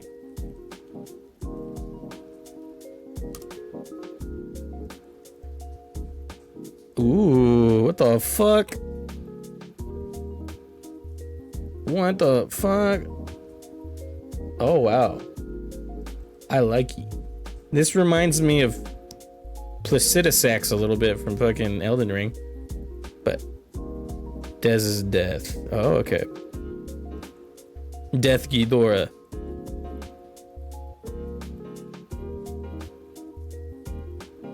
I like it. It's from 90s Mothra movies. Man, there's so many cool variants. What the fuck? Ruby crossover? What? What do you mean? That's a sick ass fucking knight. God dang. Alright. But these guys are gonna go in mid. Giant cockroaches. Alright, Shin Godzilla. This fucker just drags around and he's in complete pain. He's a good tier. This one's kind of creepy looking. I'll put him in awesome. But when we get to this fucking Shin Godzilla, hell yeah. This guy's scary and crazy looking. He looks so high. Truly. Stone to the bone. Look at him. Okay. Shin Godzilla with the humanoids is creepy. Yeah, I've seen like where he's supposed to become if he kept evolving, and it looks crazy. I'm about to bust. Oh my god, dude. Back up, I'm about to buzz. Bussin', bruh. I'm glad you like this music. Ugh.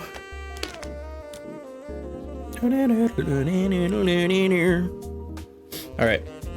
So another big Godzilla with the thick neck. Good. Who's this? There's some here that just don't look familiar at all. Oh yeah. Fun fact, guys. You press that.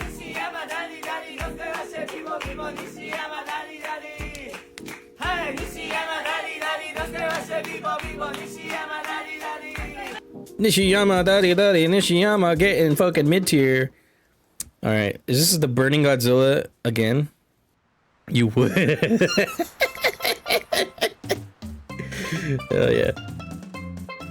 But yeah, this looks like a new Burning Godzilla, right? Fucking amazing. And what the fierk? What the fierk is that? I have no idea. It looks like a ship. Don't look like a fucking kaiju. It's just the fucking ship. Unless I'm seeing it wrong. It looks too shiny. Excuse me. Dun, dun, dun, dun. You don't remember any of these ones? These are all from the newest movies, I think. Like Godzilla Cross Kong, Godzilla Save the Universe, or I don't know what the hell it's called again. Godzilla -1. I'm gonna just put hell nah, because I don't know what this is. This looks kind of cool. It looks almost like King Ghidorah. It's the anime Mechagodzilla. He's a weird city that turns into a ship. Skip the anime trilogy, though it's bad, dude. Oh no. Okay, well, glad I put him here. Just without even thinking. Okay, this Godzilla and this Godzilla. Yes. Well, maybe you go here, but you go here. I was beyond disappointed. Tokuzi website has a few Godzilla movies that should be subbed. Yeah, a lot of these movies I feel are so popular now that we could use with some dubs for sure. There's the Rodan right here. Boop. King Ghidorah goes up here. What is this? That looks ginormous. Is that the Cloverfield monster?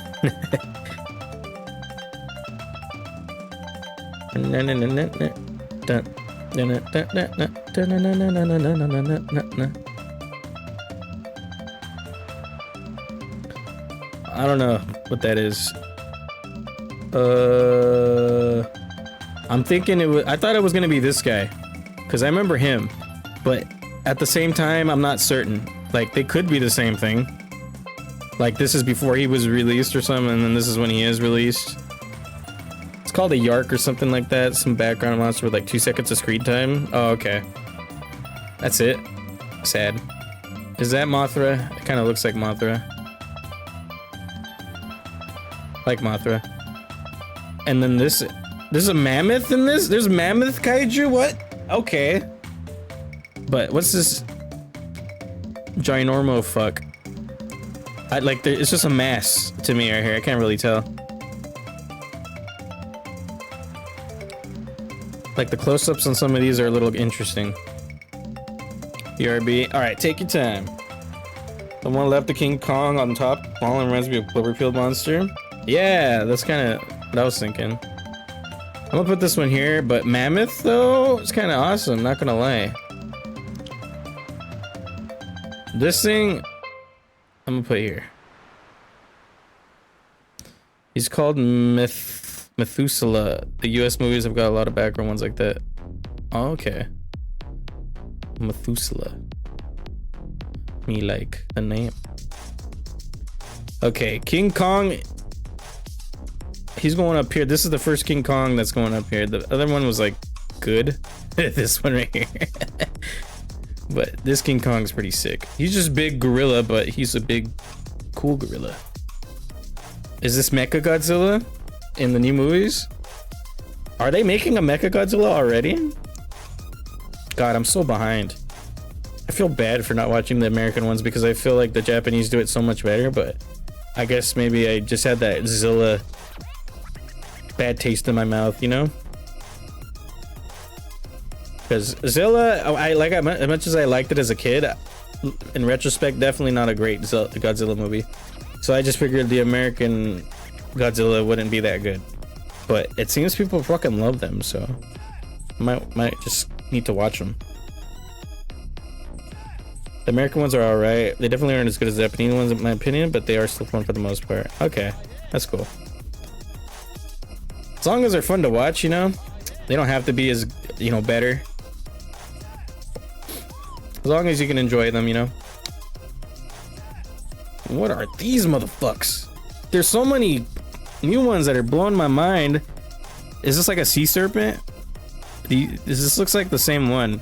They have like the same looking shape of head and mouth. But it looks sea serpenty. And I like me a sea swiping. Sea swipings be pretty cool. Oh yeah. Wiggy wiggy wiggy wiggy. Wiggity wiggy wiggy wiggy. Oh yeah. They are the same one. One's a baby. Ah, okay. You have a little figure of that one? Nice. I'm gonna put this one in awesome because he looks kind of cool. All right. I've seen this one. He's just like a Gila monster. You haven't seen any of Godzilla vs. Kong? Yeah, same here. His name is Warbat for some reason. Warbat. Hold on.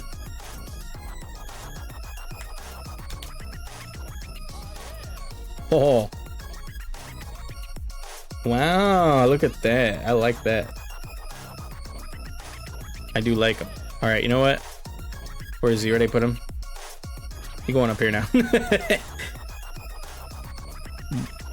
The Gila monster's name's Doug. Oh my god. All right. Just because your name's Doug, you're going in awesome. I'm not quite Haley-ac because just the design of it's kind of doofy, but he has got a good name. What the frick? What the frick? This looks dumb though. But this, what? It's a mess again.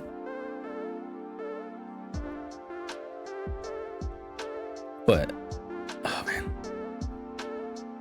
So we're on the last row of them here. I really can't see that. It's so hard. I'm looking as close as I can. That's so little screen time. So they're just throwing these for the sake of throwing them on sometimes, huh? All right, blue energy Godzilla is is awesome, but this pink energy Godzilla, or rather purple, I guess, is pretty fucking hell yeah. Monkey, hell yeah. Scar, even cooler. I like this guy. This one is ginormous. He's gonna go on awesome. DBZ inspired weirdly enough. Oh, interesting. Monkey. Little monkey friend. I like little monkey friend. I know this is supposed to be like the next Kong and he's just as big as Kong as he is now. So he's gonna be a big boy. Mothra. Spooter sucks. What the fuck? Just a bunch of monkeys. They'll be in the good tier.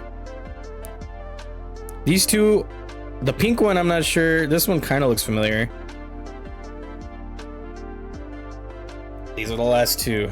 If I were to just base it off of looks, this one's going in awesome, and this one's going in good. Not too many hell nas. I put a lot of Rodan in mid, as you could tell.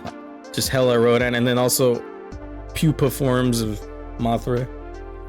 Peak is called Tiamat, and the last one is Gamera, so kind of weird to put in this ranking. Isn't Gamera its own thing? But it is a kaiju. It's not part of Godzilla kaiju, right? Free the homie beans.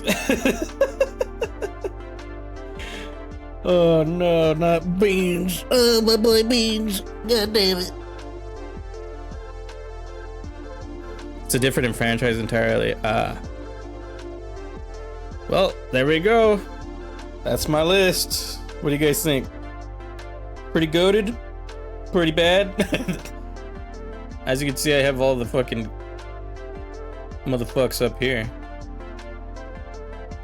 Kaiju 10. A Kaiju out of 10? Hell yeah. 3 out of 10? Oh my god, Oddity. You just Angie Bean Boy isn't up on hell yeah. Given all Anguirus rank high, approve entirely. Hell yeah, he's the goodest boy, he gots to.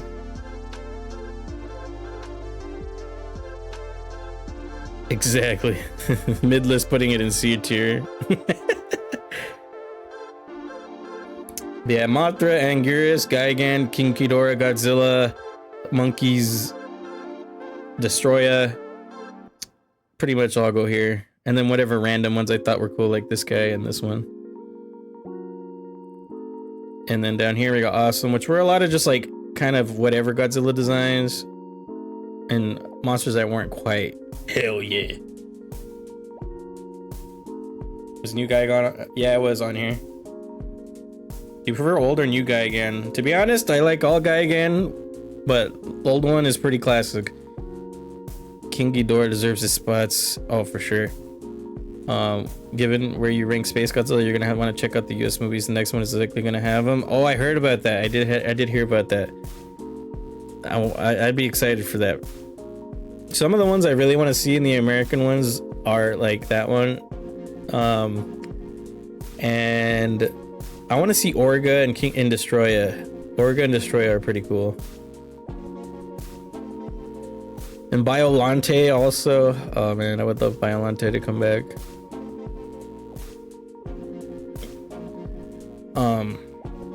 Yeah, that's the list. Top tier picks. Thank you. I guess next we can do the Yokai one again since we finished the rest on the other ones. We did only 2 so far on this one.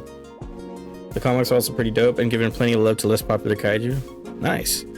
I don't read comics very often, but I might have to. There's certain mediums I don't partake in, but when there's certain what do you call it? I don't know how to explain it. Certain topics, I guess you could say. I'll probably get into it. But yeah, we're gonna move on to Yokai here in a second, but before I do, I'm gonna take a quick break. We're gonna have an ad break here running, so I'll be back in about 5-ish minutes or so. But yeah, enjoy some tunes while I'm away.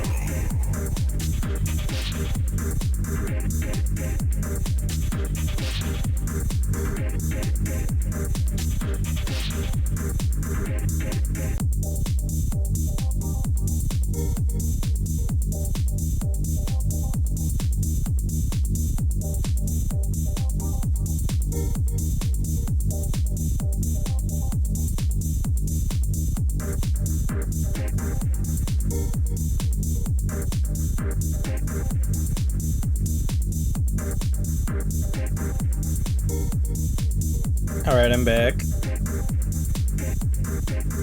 Okay.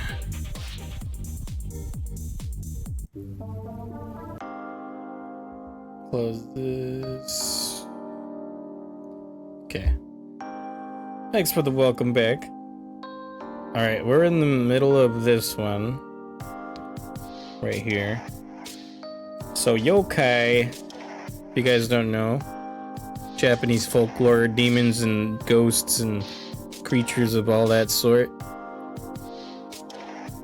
All right, we're gonna look into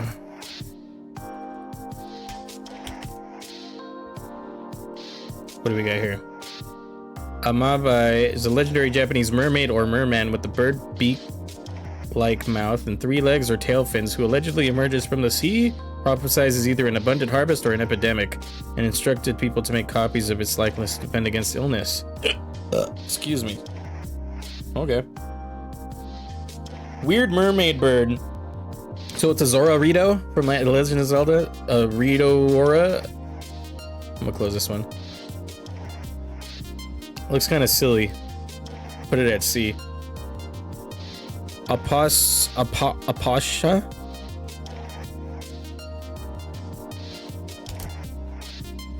Alright, what do we got? Oh, we got yokai.com right here. Look at this motherfucker. He's like, I'm coming through the window. I'm gonna take him and steal your spoons from the fridge. I mean, from the cabinet. From a phase meaning, give me mochi.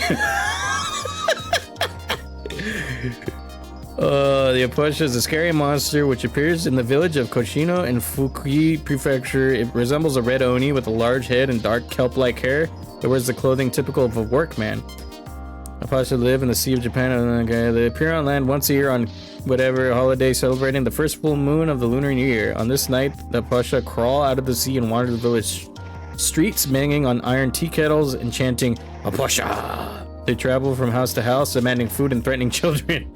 They ask each house if there are ill-mannered children living there that they could take to the vast sea with them. Back to the sea with them. Once a household's children have been thoroughly scared, the parents give a gift of mochi to Apasha and it leaves. Okay. It's just a scary bedtime story, huh? There we go. We're putting it indeed. Bake Kujira.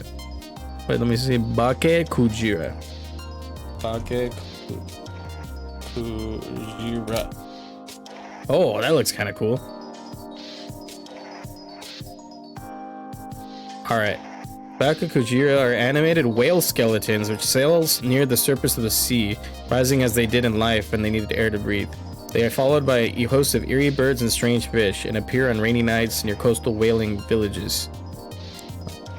In olden days, when whales were still plentiful in the Sea of Japan, a whale sighting was a blessing for the residents of the poor fishing villages. The village could reap huge amounts of wealth from the meat and in oil in a single whale. Such a bounty did not come without a price, however. Many fishermen claimed that the souls of the whales lived on as Bakukujira, seeking revenge against the humans who took their lives. Those who witnessed Bakukujira were infected with horrible curse, which they brought back to their villages and when they returned home. The whale's curse brought famine, plague, fires, and all other kinds of disasters. Lots of skeletons. On one rainy night long ago, some fishers living on the Shimane Peninsula witnessed an enormous white shape off the coast of the Sea of Japan. Squinting their eyes, it appeared to them to be a whale swimming offshore. Excited for the catch, they rallied the townspeople who grabbed their spears and harpoons and took their boats to hunt them down to catch their quarry. They soon reached the whale, but no matter how many times they hurled their weapons at, none of them struck true. When they looked closer through the dark, rain-spattered water surface, they realized why. What they thought was a white whale was actually a humongous skeleton swimming in the sea. It lacked even a single bit of flesh on its body. At that moment, the sea became alive with a host of strange fish that nobody had ever seen before. The sky swarmed with eerie birds which nobody could recognize and the likes of which have never been seen before. The ghost whale then turned sharply out to sea. It swiftly vanished into the current, taking all the strange fish and birds with it, never to be seen again. Wow. This reminds me of an anime.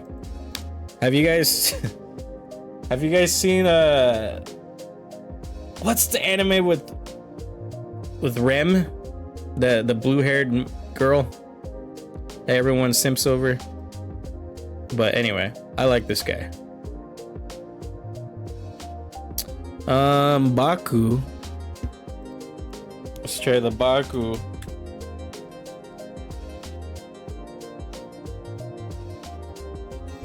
Alright, Baku. It is ReZero. Yeah, that one. There's a giant, it's not a skeleton, but it's a white whale that brings upon you forgetting your loved ones after you get killed. Like, if you die to this whale, you're just completely forgotten about. Completely, like you never existed.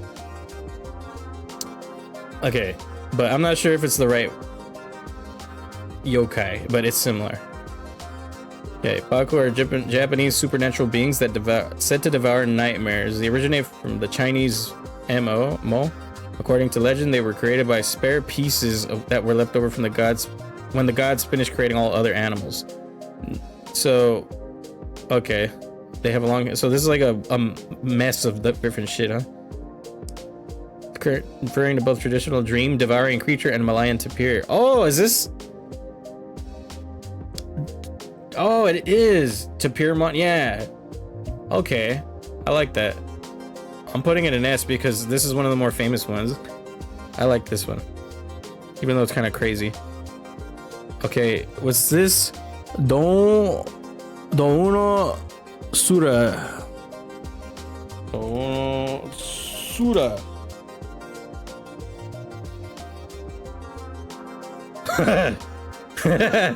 He's like, the Sura's body appears much like that of a human's, except that it's missing everything from the neck up. Its extremely large facial features are prominently displayed on its torso, just as the name implies.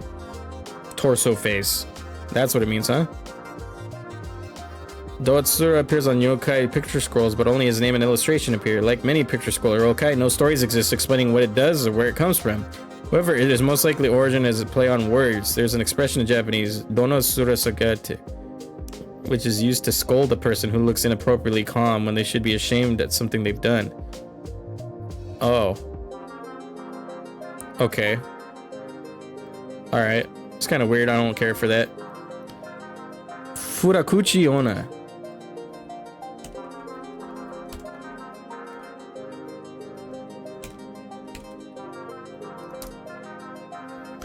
Okay. Two-mouth woman. Oh, is this supposed to be like the Pokemon? Type of yokai or Japanese monsters. Characterized as two mouths. The normal one located on her face, the second one on the back of her head beneath the hair. That is Mawile. Yeah, this is Mawile. So this is what they are. A Furukuchiona. I did not know that. Just because I really, really like Mobile immediately appear. Just because Mobile's sick. Sus name. What are you talking about? How is it sus? It's just a bunch of Japanese words. Okay, Gasha Dokuro.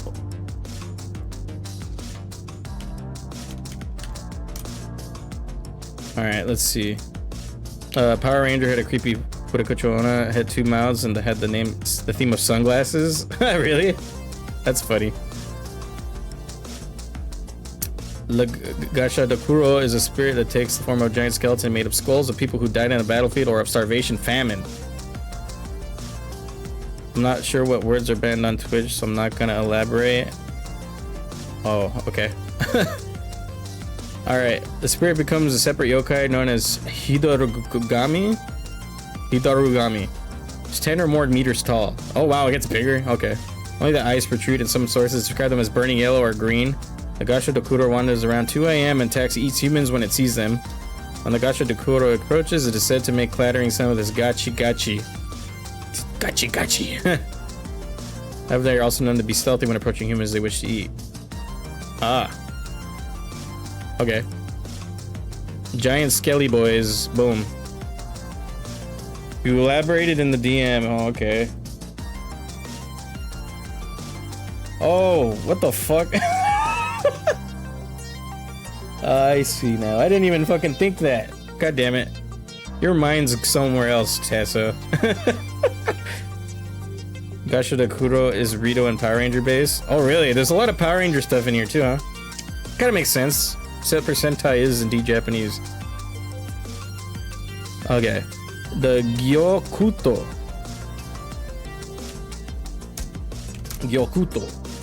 Also known as the Moon Rabbit, Jade Rabbit. Oh. Me like Moon Rabbit. Oh, look at how cute. He's so small. I want to squish their little cheeks. Look at the little rabbit. Jade Rabbit. Okay, behavior. In Japan, the rabbit is described as holding a wooden mallet which uses to pound mochi, rice cakes. All right, that's all I gotta read. Immediate. That's weird, dude. All right, never mind. I'll go back. Mallet and mortar is also visible as dark spots on the moon. In China, the rabbit is believed not to be creating mochi, but instead mixing the medicine of eternal youth. Wow. That's cool. I like the rabbit. He's chill. Okay. Hanzaki. Let's go for the Hanzaki.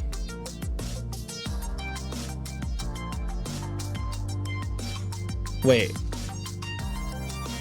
Hold on, what? There's the... Oh, it's supposed to be just named after the giant salamander, huh? Hanzaki are monstrous versions of the Japanese giant salamander. These animals normally grow up to 1.5 meters long. However, the yokai version of the animal grow much larger.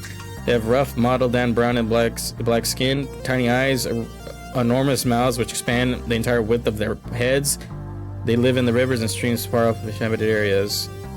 Okay. Hanzaki and humans rarely come into contact with each other. When they do it, usually because the Hanzaki has grown large enough to eat humans or livestock and is causing trouble to nearby villagers. Okay, so it's just a giant salamander that's too hungry. Okay, I'll put that in B. Oh my god. This one looks sus. I'm gonna have to look this up on the other tab. Haradashi. Alright. Okay. This one is fine, I guess, as long as I look at this website. Haradashi is a goofy-looking yokai that can change into various different forms. Occasionally, Haradashi will appear as a headless torso with arms, legs, and comical facial features in its belly. Other times, it looks like a kind elderly nun or a goofy female monster with long black hair. Whatever form it takes, the defining characteristic of a Haradashi is this large, silly-looking face which appears on the creature's enormous stomach. Unlike most yokai, Haradashi don't do anything harmful. They are cheerful and agreeable yokai, and enjoy amusing others and cheering people up. They frequently disguise themselves as ordinary humans and use their belly faces to surprise people and make them laugh. Okay. That's alright. They're just chill. Inagami. Maybe I should just look it up in here. Hinagami.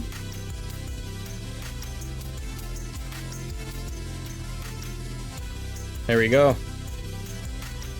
Powerful spirits from Toyama Prefecture. They reside in dolls and grant their owners wishes. Oh god. That sounds bad. And Hinagami will grant its owner any wish that he or she desires. Families who own Hinagami will quickly become rich and powerful. And people who become rich and famous very quickly are sometimes suspected of owning Hinagami. Hinagami come with the catch. If a new request is not made as soon as the wish is granted, the Hinagami will demand what is next as soon as the request is fulfilled.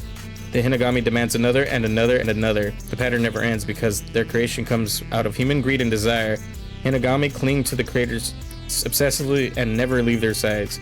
A Hinagami's attachment is so powerful, in fact, that even in death cannot be separated from its master. When a Hinagami creator dies, the Hinagami will follow them to hell and will haunt them for all eternity. Damn! Digimon Ghost Game had this theme? Really? Wow. This is pretty crazy. It's all greedy shit, huh? I would not want this thing near me, but it's a cool story. So I'll put it in B. The Hone Onma. Hone Onma. What? Did I spell it wrong? Omna.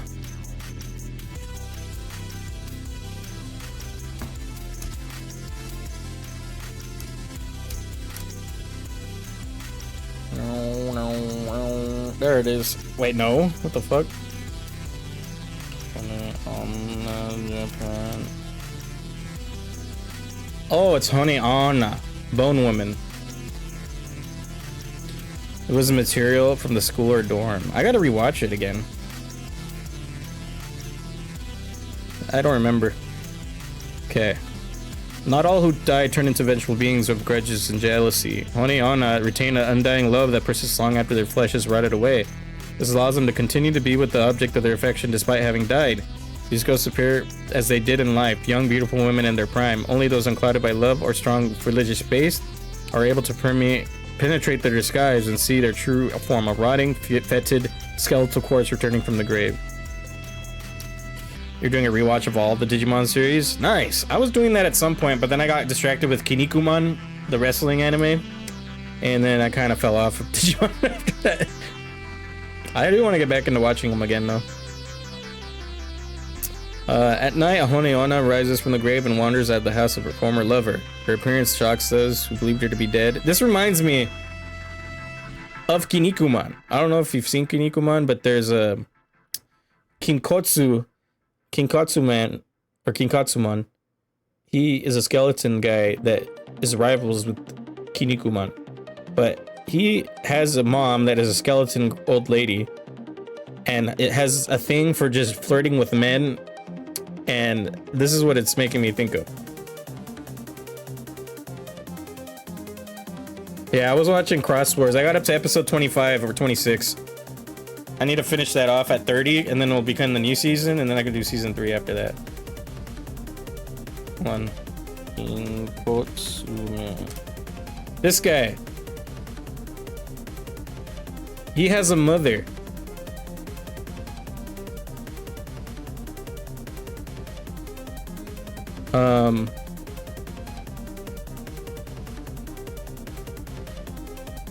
It doesn't tell about the mother somewhere. First Kaiju Extermination Arc, 20th Olympics. American, Kinnikuman versus Terrierman, Kinnikuman Nisei. I don't know, it doesn't say anything about the mom. Kinkotsuman mom. There it is. Kinkotsu Obaba. Or aunt. That's their aunt. His mother's older sister. Gotcha. She is a big flirt. Cross Wars is cool. I like Cross Wars a lot. You see, she was like super flirty, so that makes me think of this. Alright, well, I'll put you right here. See. The Hayakumi.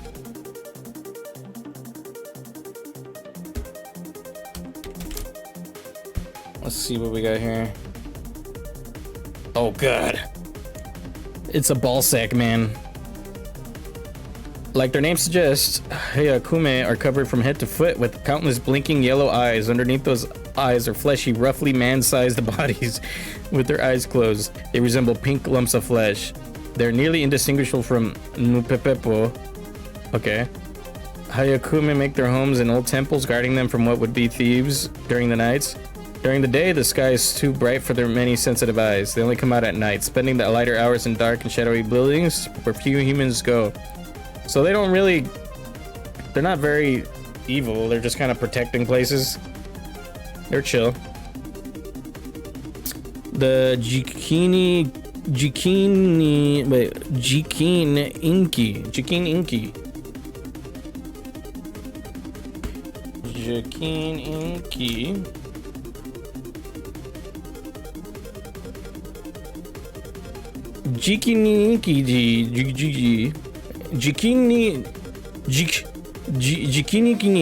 Inki. I can't say this. Jikiniki. Yeah, okay. Jikiniki are ghouls which feast on the bodies of the dead. They appear as ordinary humans for the most part, except their features are more monstrous. They have sharp pointed teeth which they can use to peel off flesh of the recently deceased. Jikiniki are found near villages, usually in abandoned temples or old ruins. They avoid excessive contact with humans, but remain close to human settlements. As humans, they are their main source of food. Jikiniki gain their sustenance by devouring the flesh and bones of the recently deceased. They do not enjoy their existence and do not find pleasure in eating the dead. It merely temporarily relieves some of the pain of their eternal hunger. In the beginning. Now I gotta show everybody the beninging. If you guys don't know what that is, hold on.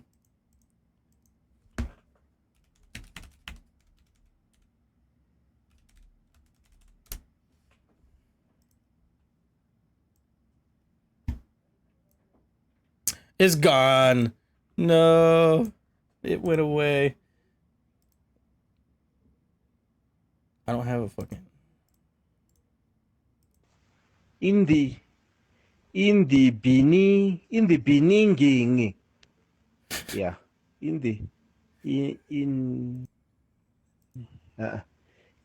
the Listen properly. in the beninging. Yeah.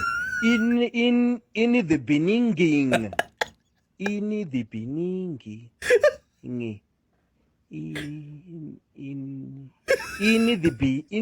the beninging.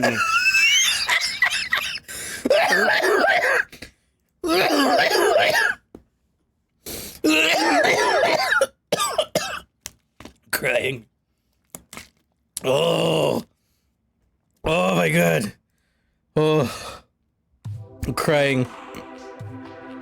You did as that moment with that word. I did. What the yeah, there's someone trying to say in the beginning while they're reading something, but they just couldn't read beginning and they were like beninging. Oh, I'm fucking crying, dude. Oh. All right. In the jikininki, in the jijink. I was trying to kill from laughter. Dude, I almost died right now. Alright, this person's whatever's. Jorogumo. Ugh. Is that it? Hold on. Gumo, that's the one.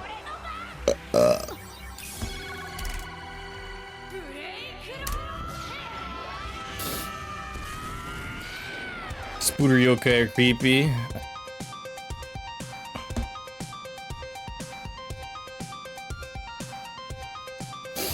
There it is.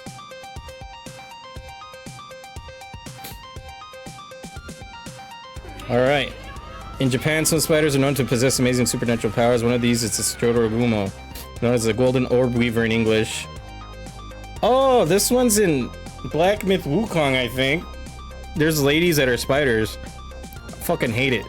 Already, boom. I don't even want to read. Kappa already. S tier, we all know Kappas. They're always good, cool, awesome. Karakasa. Oh, these are the fucking... I remember these from like a game. Aren't they in like Mystical Ninja Goemon? Oh, Hone, Karakasa, Karakasa Kozo, Choshin Hawake. The umbrella yokai, yeah. These silly looking yokai are transformations of Chinese styled oiled paper umbrellas. They have a single large eye, a long protruding tongue, and either 1 or 2 legs upon which they hop around wildly. Karakasa Kozo are not particularly fearsome as far as yokai go. Their favorite method of surprising humans is to sneak up on them and deliver a large oily lick. Ugh. Ugh. Alright, homie. Gotta get ready for the class. Gotta look up. Good luck up, love you. Love you too, man. Enjoy your evening and good luck with your schoolwork, man.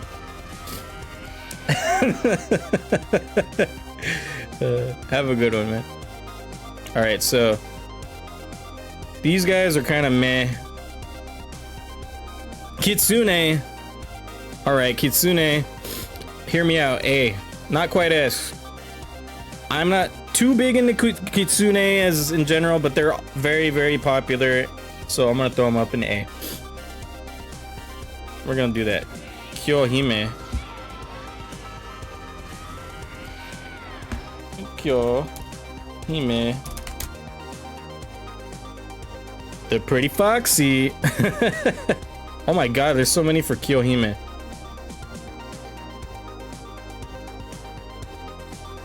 Hold on. Kyohime.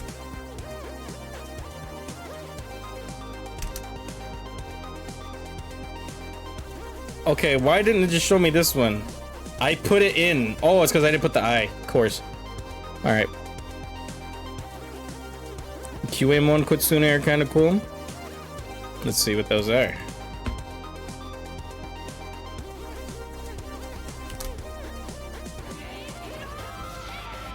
Oh, these are neat. Definitely looks like a Renamon inspired. Kyohime is one of the most famous antagonists in Japanese literature and is an example of Hononari Hanaya, a demon woman who attained the maximum level of power. She appears in the legend of Anshin and the Kyohime, or Princess Kyo. An ancient tale from the Wakayama prefecture. Versions of the story appear in a number of ancient books. Okay. Long ago, during the reign of the Emperor Daigo, the young priest named Anshin was traveling from Mutsu to Kamano on a pilgrimage. Every year he made the journey, and every year he would go to lodge at the manor of the Masago no Shoji family. He was an incredibly good-looking man, and he caught the eye of Kyohime, a manor lord's daughter. She was troublesome young girl. Anshin joked to her that if she were a good girl or behaved herself, he would marry her and take her back to Musu. Every year, Kyohime waited for Anshin to come again for his pilgrimage. When she came of age, she reminded him of his promise when asked to marry her. Anshin, embarrassed that she had taken his word seriously, lied that he would come for as soon as he finished all his pilgrimage. On his return, he avoided the Masago no Shoji manor and headed straight for Mutsu. When Kyohime heard of Anshin's deception, she was overcome with grief. She ran after the young priest barefoot, determined to marry him. Anshin fled as fast as he could, but Kyohime caught him in the road of Temple Dojoji.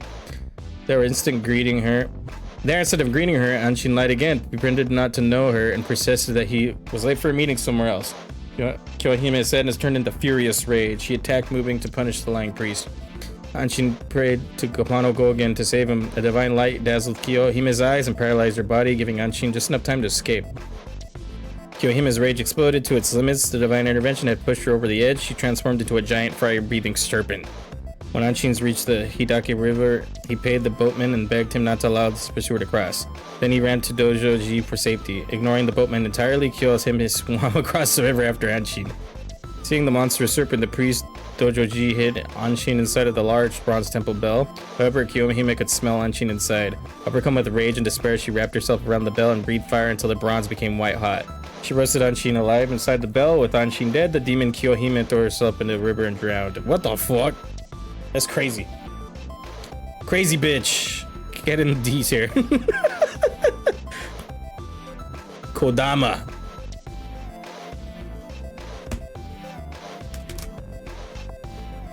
Let's see what this one is. Kodama. It's not searching though. Oh, there it is. Aw, look at the little mousey. What's the lesson in that story? Trust no bitch. And I'm just kidding.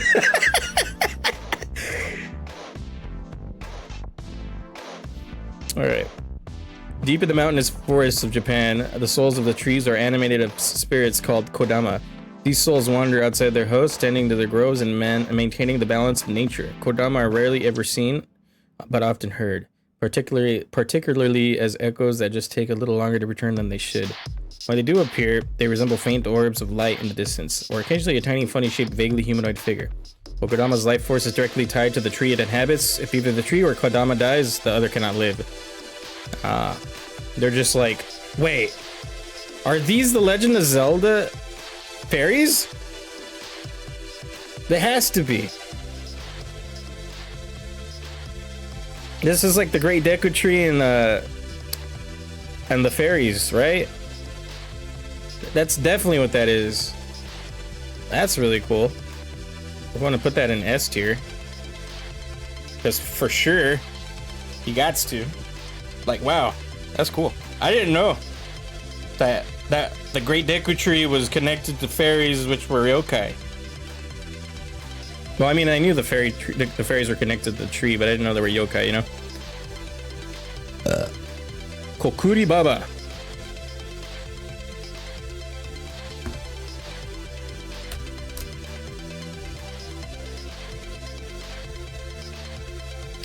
Alright, what is this one? A Kokori Baba is an old hag which inhabits temples deep in the mountains. She hides herself away in the back of the temple and feeds off of human corpses. Of course, another one that eats humans. A Kokori Baba was once a priestess widow at a remote rural temple. While her husband lived, she was a dutiful wife, helping run the temple, tending the needs of the parishioners, cooking, cleaning, washing, and blah blah blah. Okay. However, after her husband's death, she retreated to the temple's living quarters and became shut in. When her food stores ran out, she began to steal the offerings left behind by people visiting the temple. Because of this grave sin, she transformed into a yokai. Unable to pass on to the next life, from then on, she developed a taste for human flesh. She survived by carving up the meat from the corpses of the recently dead. When there were no fresh corpses available, she would unearth previously buried corpses and peel off chunks of the rotting skin to gnaw on. Damn. That's pretty sad. You're going in D tier. Kyokotsu. Kyokotsu.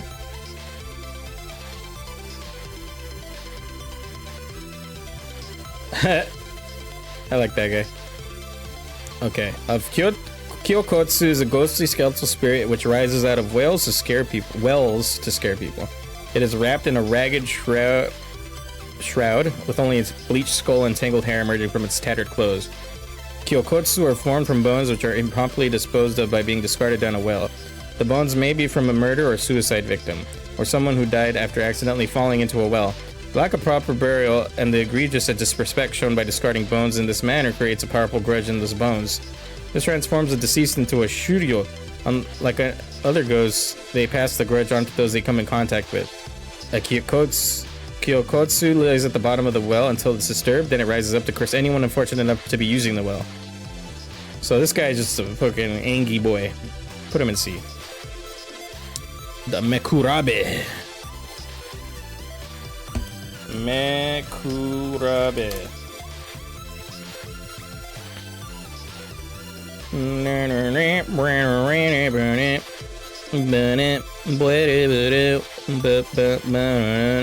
Alright. The Mekurabe are giant mounds of skulls and severed heads which stare at people. They begin as masses of individual skulls which roll around and around. Eventually they clump together to form a new massive skull-shaped mound. Ooh.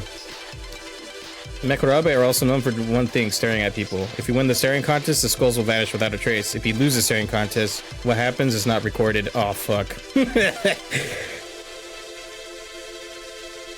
So, these guys are just creepy, but I'm gonna put it in A because that looks sick. Like, if you give me a giant skull, it's already badass, you know?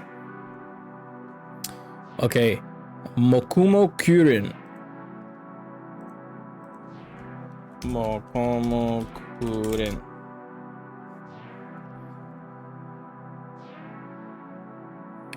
See what we get for this one. What do you fucking mean? Como.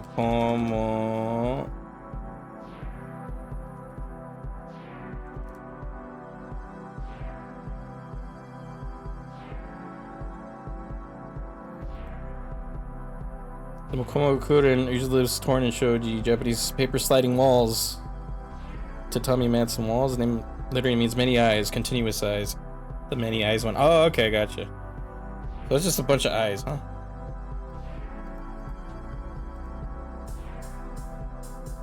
Oh, it's just this fucking thing? Oh, god.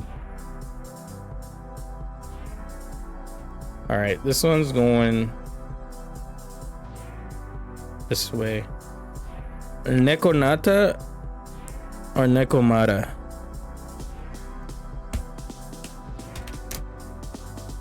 Yeah, Nekomata. Oh, it's a cat. Look at that. So, right here? Yeah. I figured Neko would have been cat. Look at him just chilling.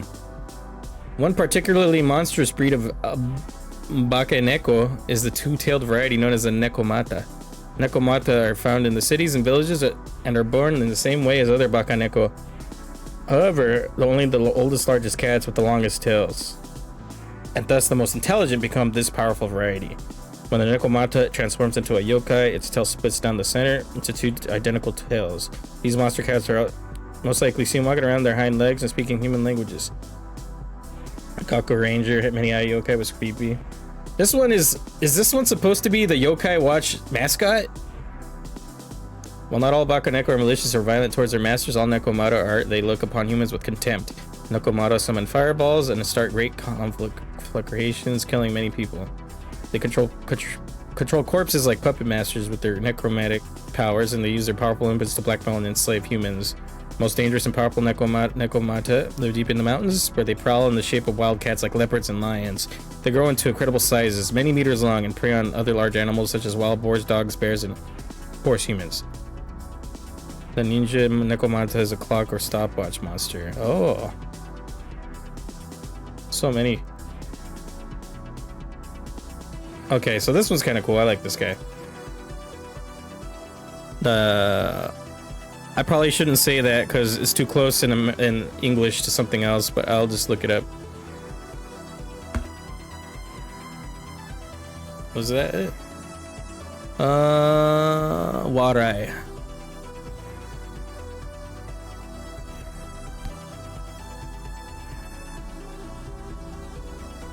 Okay. Are large, ugly yokai with horns and green-tinged hairy bodies. They wear dirty rags, their hairy mouths are twisted into what looks like forced smile. Ends ended in sharp, poisonous claws which are powerful enough to paralyze small animals. Braided out of the negative feelings of human beings, particularly ill humor and forced feigned amusement. What? Dark humor? As their name suggests, they are related to uncomfortable smiles that people make when trying to hide their feelings of discomfort. Oh my god, that's so dumb. Alright, this one is kind of silly. It's just about weird feelings you have, huh? The Nupepo.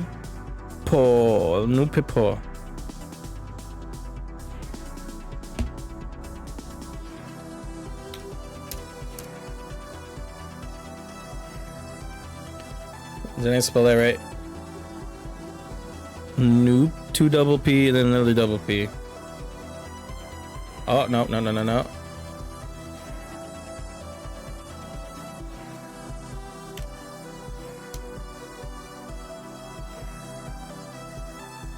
There it is.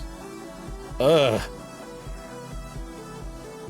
Bizarre and creepy yokai found in the ruined temples, overgrown graveyards, and other dilapidated areas. These creatures are known for their revolting appearance and smell.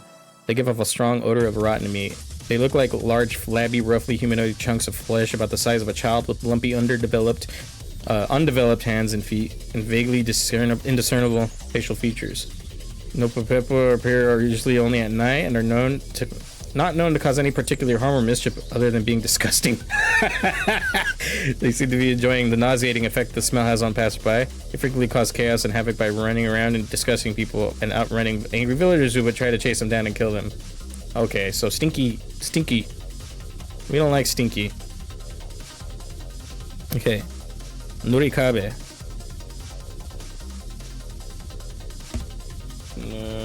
Nuri Kabe.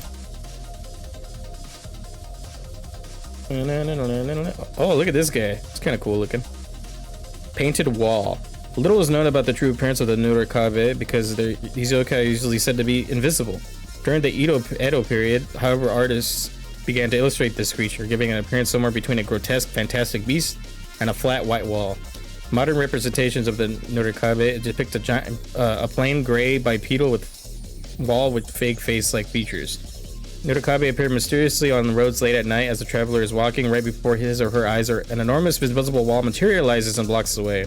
There's no way to slip around this yokai. It is sent itself as far as to the left and right as one might try to go. There's no way over it either, nor can it be knocked down. However, it is said that if one taps it near the ground with a stick, it will vanish, allowing the traveler to continue on his or her way. Nurikabe is popular in anime. Nurikabe was the bully wall in Power Rangers. That's cool. I like this guy. He's not that harmful, he just confuses. Obarion. Obarion. Right? Is that how I spell it? Oh, it's with the Y.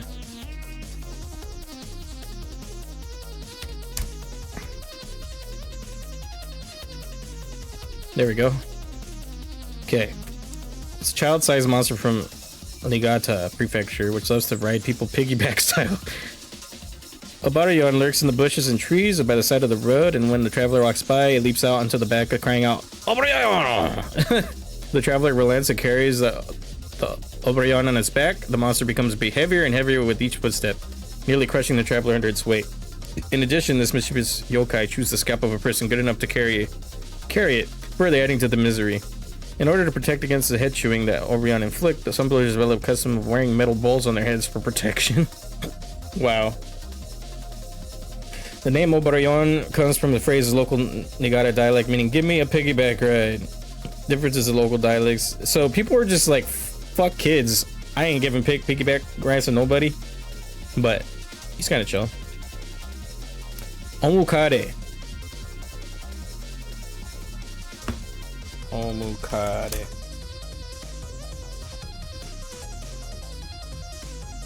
Let's see. Giant centipede. Oh, geez. Omukade are monstrous Mukade centipedes with dark bodies and bright orange legs and heads. They are often depicted with dragon-like features, while their non-monstrous cousins can grow up to 20 centimeters in length. The upper size limit of Yokai Mukade is not known. The centipede.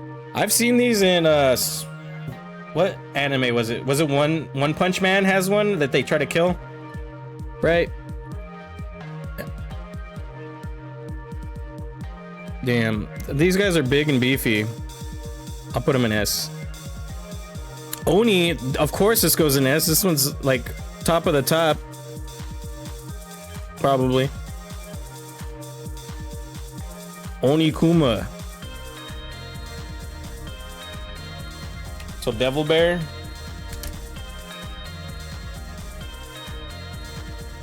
Yeah. Oh, okay, cool. So you know what I'm talking about then, One Punch Man? The fight with that thing. The bear's like, no, make up and kiss.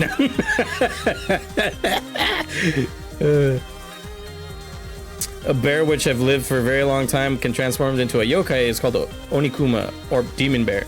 Onikuma continue growing and reach sizes much larger than even the largest natural bears. They walk on two legs and are large enough to carry off cows and horses, and can easily move aside boulders that 10 men could not budge.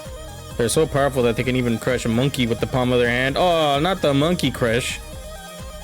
Onikuma behavior is very similar to that of ordinary bears. They live deep in the mountains far away from humans. They are nocturnal, they hunt and scavenge, and are able to eat just about anything. They rarely venture out of their habitats, but like ordinary bears, will occasionally emerge from the forests and villages look for food. Due to the reclusive nature, encounters between Onikuma and humans are very rare. When they do happen, however, they are often very violent.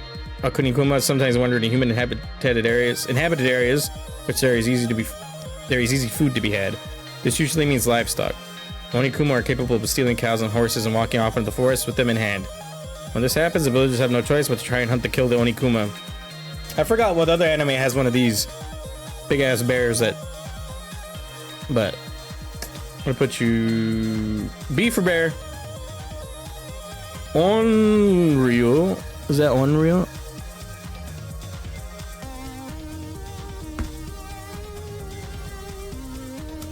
think that's how you spell it. Oh! Dang it. Did I spell it wrong? Oh, okay. I flipped the letters. I forgot the Y.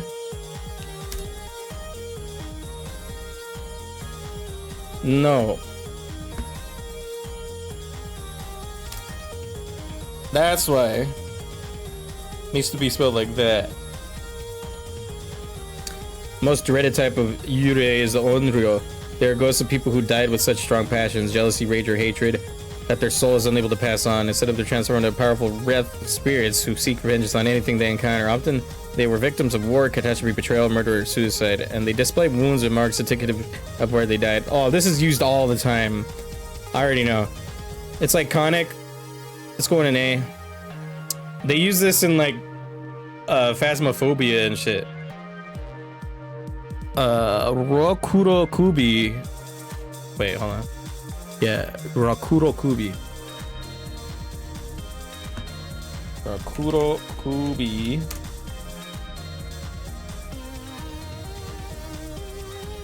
Vengeful spirits are used a lot, yeah. There it is. By day, Rokuko Ruby appear to be an ordinary woman. By night, however, their bodies sleep while their necks stretch to incredible lengths and roam around freely. Sometimes their heads attack small animals. Sometimes they lick lamp oil. What?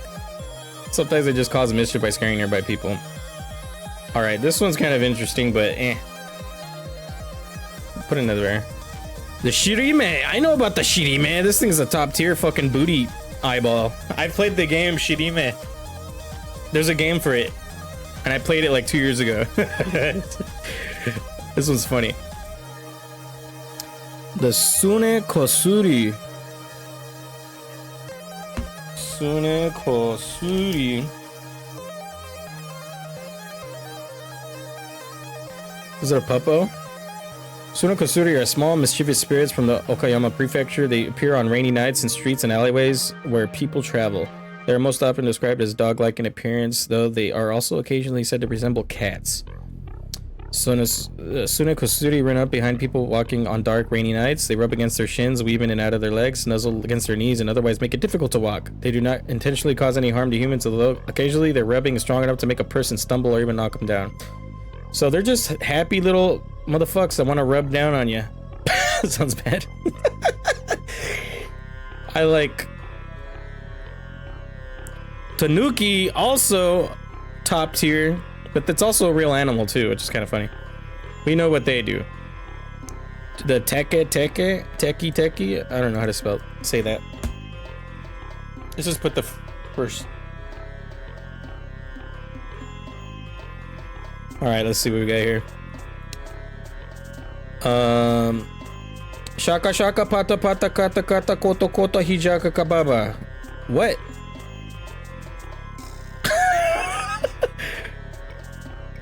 Alright, Teke Teke is a ghost who appears in a number of urban legends. Teke Teke are almost always women, although in a few versions of the urban legend the ghost is male. She has no lower half. She runs about on her arms, creating the distinctive Teke Teke sound from which she gets her name. Teke Teke chases victims down dark roads. Despite having no legs, the Teke Teke can run incredibly fast. So fast, in fact, that it can catch up to victims who are speeding away in cars. When it catches them, something terrible happens. Legends are not always clear what. In some variations of the story, the Teke Teke carries a sickle. It slices its victims in half at the waist and steals their legs. Oh, fuck, dude. That's crazy. Keep that away from me, but I'll put it in C. The Tengu. Oh, I know the Tengu, but I want to read about it. Alright. Tengu. These things are real popular as masks, aren't they? Tengu masks. There's so many Tengu. Hold on, let me just look up for here. Tengu. Are legendary creatures in Japanese folklore, often depicted as winged beings with long noses, and are associated with the mountains and forests. They are considered both yokai, supernatural beings, and sometimes kami, gods. That is also something I remember from some other animes. Images. You see? Oh, that's, yeah, Demon Slayer has one. I remember now. Very popular.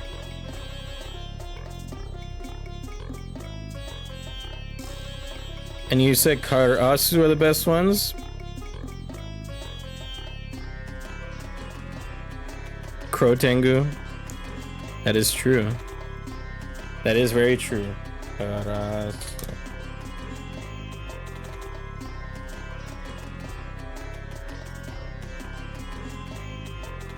Dun, dun, dun, dun, dun, dun, dun. Oh, the Kotengu.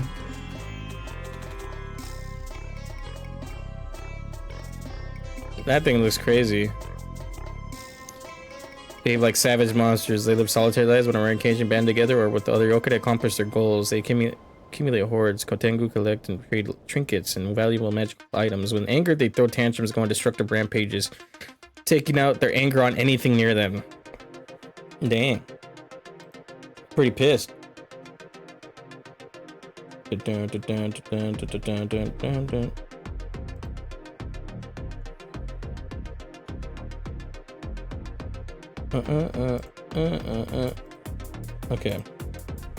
Garetenman. Yeah, that's the one. Okay, so the Tengu is going up to S. Okay. Obume. That one looks familiar, but let me look it up.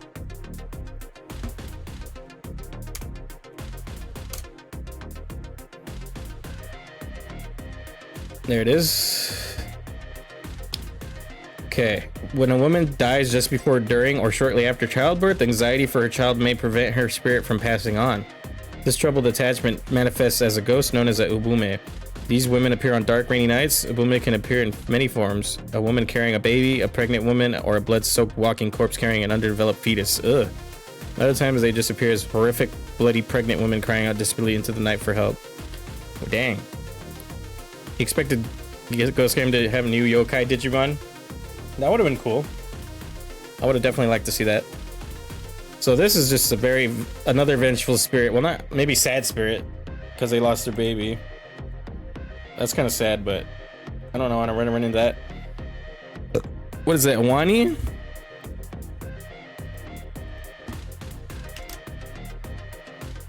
A banana Wani?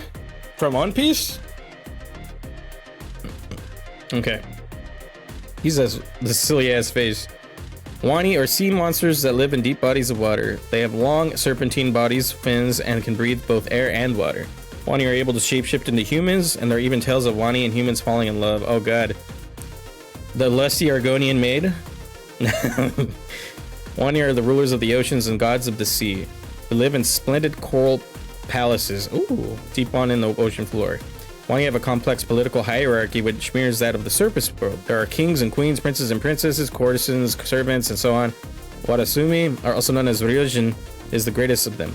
He rules the sea of the palace Ryogojo. He controls the ebb and flow of ocean using tide jewels and kanju manju. So this guy is these guys are definitely really popular, huh? So they appear written in records of Japanese myths, the Kojiki and Nippon Shoki.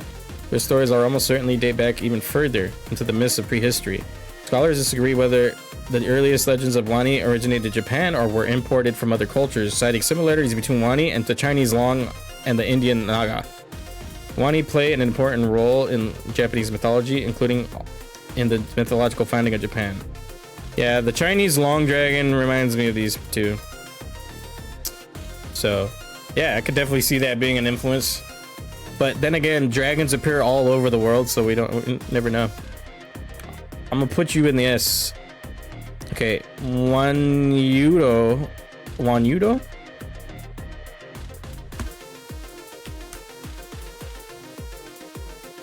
Okay, let's see what we get. Can't find it, god damn it. Wanyudo. Oh, that's why, because it needs the...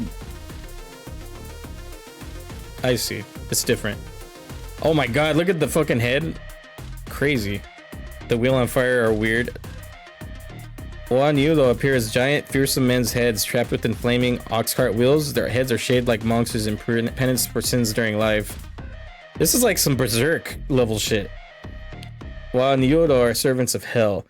but spent most of their time on the earth patrolling for the wicked. They are constant suffering from the flames and the wheel and take sadistic pleasure in inflicting pain on others. When they capture a victim, ideally a wicked criminal or a corrupt priest, but often not just an ordinary person, they drag their victim back to hell to be judged and damned.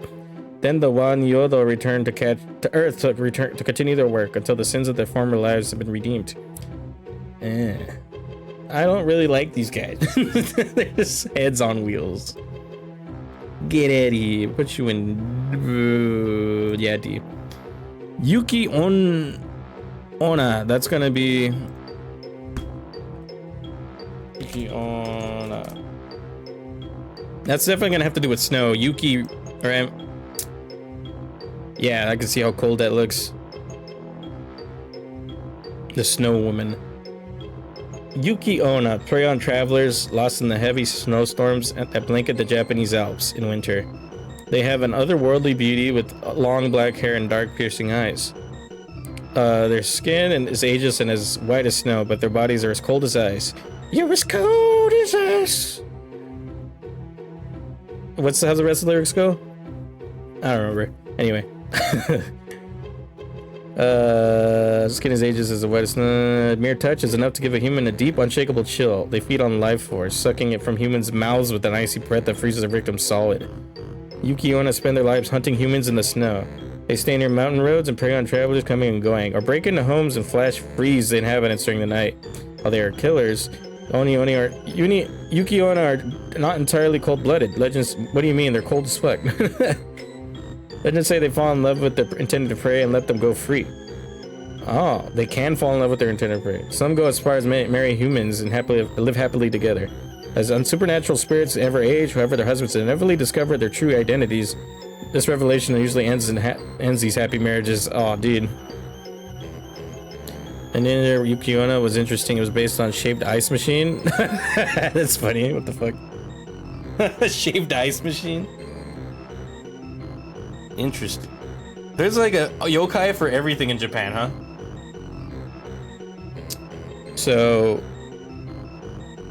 I'm gonna put them in the B, probably.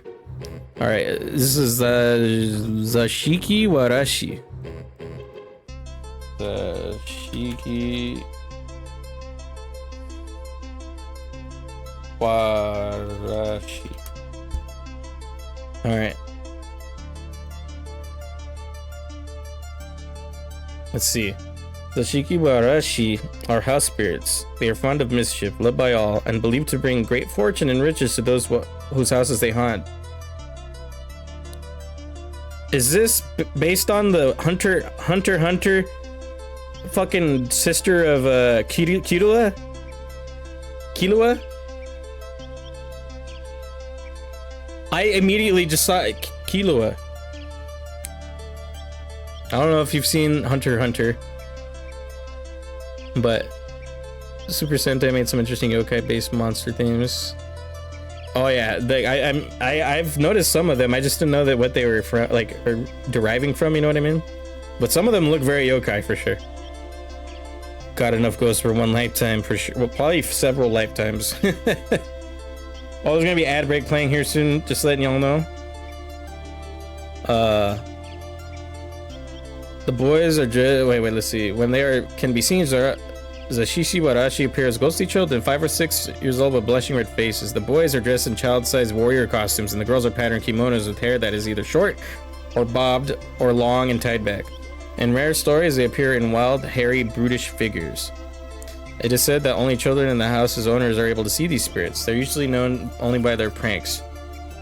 Zashiki Warashi love mischief. Often the first signs that one's house may be inhabited is by a trail of children's footprints going through ashes or soap powder. Other mischief includes making phantom noises. These noises sound like children's games. Top spinning all night long, parrot paper crinkling, children's voices, or kagura, Shinto holy music. Most hauntings involve a single Zashiki Warashi, while some involve multiple spirits. Okay. They seem chill. I'll put them in A. Alright, that's all of them that we have here. Very cool. Yokai are interesting. I didn't really look too much into yokai and stuff when I was younger. I was way more into kaiju and cryptids, but this is interesting. So, hell yeah.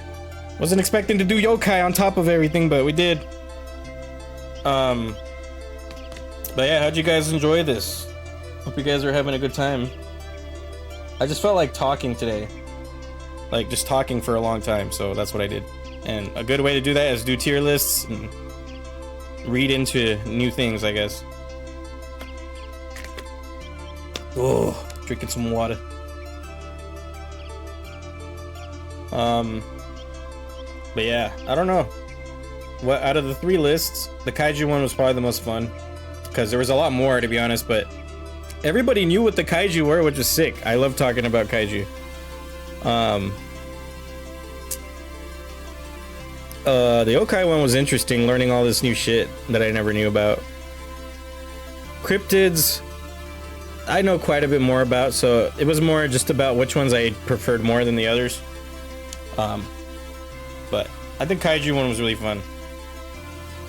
But anyway, that's probably where I'm gonna call it for the stream today, because I don't think there's anything else to look at. But soon I want to do this again with different topics if you guys want. If this interested you, definitely recommend me tier lists, and I'll probably do them if I'm familiar enough with the topic. But even then, I wasn't even familiar with yokai that much, and we still did that one. We'll learn we learn as we go. But anyway,